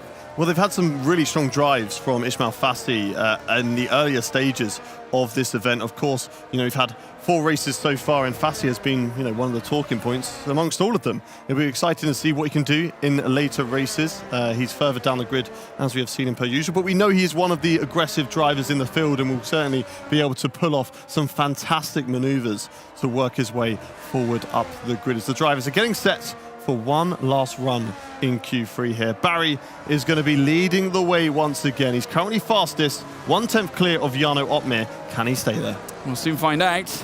Barry Brumand and Jarno Opmeer, that's an old fabled rivalry that I've enjoyed over many, many years. Seen it in league racing time and time again. And they have both fought relentlessly over league racing titles, left, right and centre. Brendan Lee also successful at league level, eventually taking on the baton as the very first Formula One sim racing world champion. With then further that with his second in 2018. Jarno doing the same only a couple of years later, after David Sinitzer would take his in 2019. As we now watch Brumand now make his way around the final few corners here on this lap. He's still got the rest of sector 3 to take. Of course, heading out to this very tight hairpin section, a left-hander that almost doubles back more than 90 degrees of left there. Before then, you make your way through. Or should I say, after that, you make your way through the triple right-hander, heading through the final 2 corners, where he'll then begin his fast run, Hayden Gullis, and a big chance here for Ferrari to take yet another pole position. The car is prepared and we are ready to go to find out who is going to be taking the point for pole position. Barry rounds off the final corner, gets on the throttle, DRS open, puts it in hot lap, and away he goes. Notably, not a good exit off the final corner to start his lap. Already down the delta, but I'm sure that's not going to phase him too much. He's already had a very strong lap into the first corner, nice and tidy on the apex, but again down, but a very nice exit from him. Gains slight amount of lap time, but he is currently down on his delta as it stands through the winding section of sector 1. Now into the double right hand and nice and tidy on the curves. Cut as much of this left hand as you can possibly get away with, and he gains lap time. He goes to 200ths of a second improvement nicely there through the chicane, and again not invalidating his lap time. Nice and tidy over that. He's gained it, he's pulled it back, but he's matching his previous best, which is currently good enough for provisional pole position. Into the hairpin, focus on the exit. 1/10 down, but he's going to gain the lap time. Look at that, he's gaining lap time all the way down this back straight. DRS open once again, got half the battery left for this flying lap. Barry will be looking to make it another pole position for this season in the F1 Sim Racing World Championship. Through the left and then really use the curbing on the right-hand side. It's purple in sector 2. He's gaining the lap time, but will it be an improvement? He's still down on that delta as he goes through the sketchy, that sector there where there's just so little grip at the moment.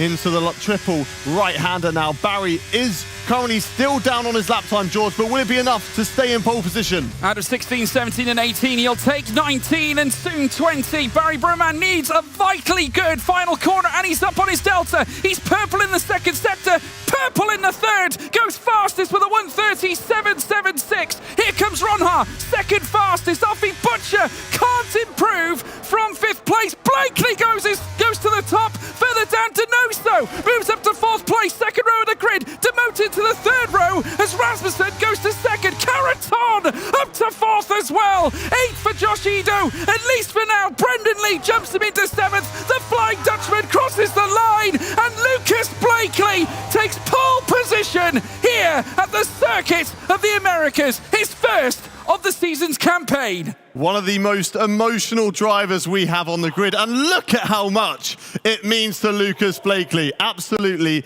ecstatic with that result there. A fantastic lap around Kota. It looks so good from Barry Brumand because he was barely able to improve on his lap time until the final corner, but somehow Lucas found those valuable 100ths of a second to pip Barry to the line. Once again, Barry, 2 qualifying sessions in a row. It's P2 for him. He misses out on that extra point twice here, but he is starting on the front row. You can see the disappointment on his face because he looked very, very strong in qualifying, but you know that he was up there. 12,000ths of a second is what separated both him and, no, it was actually Freddie Rasmussen in P2. So Freddie Rasmussen, 12,000ths of a second separating him and Lucas Blakeley, with Barry Brumand in P3, 27,000. Look how close it is, even down to the top 5. A 10th of a second separating all those drivers. Yeah, truly illustrious. The Scotsman now in front, in charge, in command. Lost his front wing back at Bahrain. Had the technical issues earlier on in the campaign at Austria as well, which led to the controversial VSC moment. But Blakeley has bounced back. And I believe Claire Cottingham is standing by with our pole sitter. He has bounced back. Indeed. You jumped off there, which, by the way, terrified me because I was like, hang on a minute. We need you to be okay for the rest of the racing. Congratulations. Finally, pole position. Yeah, man, I'm just so happy because it was just a tricky session to put everything together. Just, first of all, big thanks to the team for, keeping me, in the right place all the way through qualifying. I think it's, you go up and down through the emotions and, I'm just... Oh, I've had so many, moments. I've had so many Q3s, but not as many pole positions. So it's like when you finally, put everything together after what's been, quite a up and down couple of days. I literally was jumping for joy. I don't know what else to say. The Ferrari was dominating Q3 of Barry Borman. Was there a point where you thought you weren't sure whether you could match his time? He was on fire, and then suddenly, in that dying moment, Lucas Blakeley. Yeah, I mean, the Ferrari guys are quick, so naturally, they're always going to be tough to beat. But I knew that, I knew the peak pace was in there. I knew it was the more hard. My brain's completely lost it. But the tricky part is putting it all together. That's something that I think's been quite difficult in these few days. I've had a few, boring issues that is not worth trying to explain bit for bit. But it's been very, very challenging to put it all together, especially in these final runs of Q3. So to finally clutch up and finally have it come together, because I knew I was on a good lap for the first half. I knew the lap was really pinpoint, and then coming into sector 3 I had the same issues I was always having, pushing on with understeer, struggling to rotate, and I was just keep pushing, please just begging for the delta to stay up, and it was enough. I think it was not by much, but it was enough. And I mean, obviously the races are later, but it means a lot just to finally have something go smooth in Q3. Talk me through these emotions. It feels like it's been such a roller coaster of a couple of days, and we're not over yet. I hate to tell you, it's not the win, it's pole position. Talk me through how you're feeling. Yeah, I mean, I think this is just the perfect example of F1 sim racing. I mean, I was out in Q2. I mean, my Q3 streak's gone. But, at 29 and it'll be remembered well. But, went out in Q2, was a really down moment. I'll be honest. It's naturally not a nice feeling when you feel like you've done a clean run and it's not came together. But it's just you've just got to reset and refocus, and to bounce back like that is just. I don't know how easy or how hard it looks, but it's just you've got to be in the moment and just try and make the best of it. And I'm just so happy. I mean, I know it's only pole position, but I think being able to bounce back like that, and I've really put myself in a lot of pressurised situations these last few days, so to know that I can still pull it out when it matters is it's a nice feeling. So I'm looking forward to later. It's not only pole position, it is pole position, so that means you're the fastest man out there today around that track. That is a big thing. Let's talk about the race, though. You're going to have a very fast Ferrari behind you. Yeah, I mean, a very fast F1 behind me. The grid is so competitive. The race won't be easy. I mean, we saw in Silverstone yesterday how, even starting on the front row can very easily start to slip back towards, the middle of the top 10. So naturally, I just want to enjoy this moment. It's been a rough, up and down event for, maybe my standards. But I think, I'm really glad to bounce back. And I'm looking forward to the races. We'll just give it everything. That's all I can do. We'll see. Lucas, go enjoy this moment. Go and celebrate with your team. Ariana. Thank you so much, Claire. Wow, so many emotions. Congratulations to Lucas Blakeley for grabbing pole there. I think everyone felt that. He was very vocal, very emotional. As you guys said, one of the more emotional guys we have. But it's amazing to see. I love it. He just puts so much time and dedication into this, and it just shows from the emotion, the uproar that he has when he could finally get pole position. And a great qualifying session there. It looked like Barry had it, and right at the end, both Freddie Rasmussen and Lucas Blakeley were able to pip him at the end. One McLaren starting in the front, another one right at the back. Everybody else is filling in a McLaren sandwich, and it's going to be an exciting race later on. It will indeed. Barry looking strong again, though. I mean, it wasn't the pole, but he is consistent. Yeah, these two are certainly continuing their battle from Spa, aren't they? Do you remember that final few corners where it would be Barry who would pip Blakeley to the race victory? Maybe this is Blakeley's time for vengeance. Who knows? I enjoy this fascinating tale between these two. Of course, teammates last season. But, that's exactly what Blakeley needed. I mean, that eviction from Q2 was going to hurt, especially considering the record that he has held in F1 sim racing over the course of many years now. I mean, that happening at Zandvoort, but then jumping to a vastly different circuit at Kota and pulling out a pole position out of the hat is truly unbelievable. Credit to him. Credit to him indeed. We have the provisional starting grid ready to have a little look through. Talk us through it. Here is the starting grid for the start of the Circuit of the Americas race. Danny Moreno starts from the back from P20, Jake Benham alongside him in P19. We move on up to P18, Joni Tormela. Ismail Fasti, yet another troubling qualifying performance, down in 17th place. Ulash Al-Yildirim in 16th, Ruben Pedreño in 15th place. Further up, we then, of course, have in P14 Patrick Schipos for Alpine, with Nicolas Longuet starting in 13th. Further up, Tom Manley in 12th, with John Evans, a very, very smart qualifying session on his part. Very unlucky to miss out on the top 10. In P10 itself, it's Alfie Butcher with Josh Edo alongside him. Edo has been very consistent so far this event. Jana Watmere in 8th. Brendan Lee, two-time world champion, sharing the same row of the grid. Lee on 7th spot.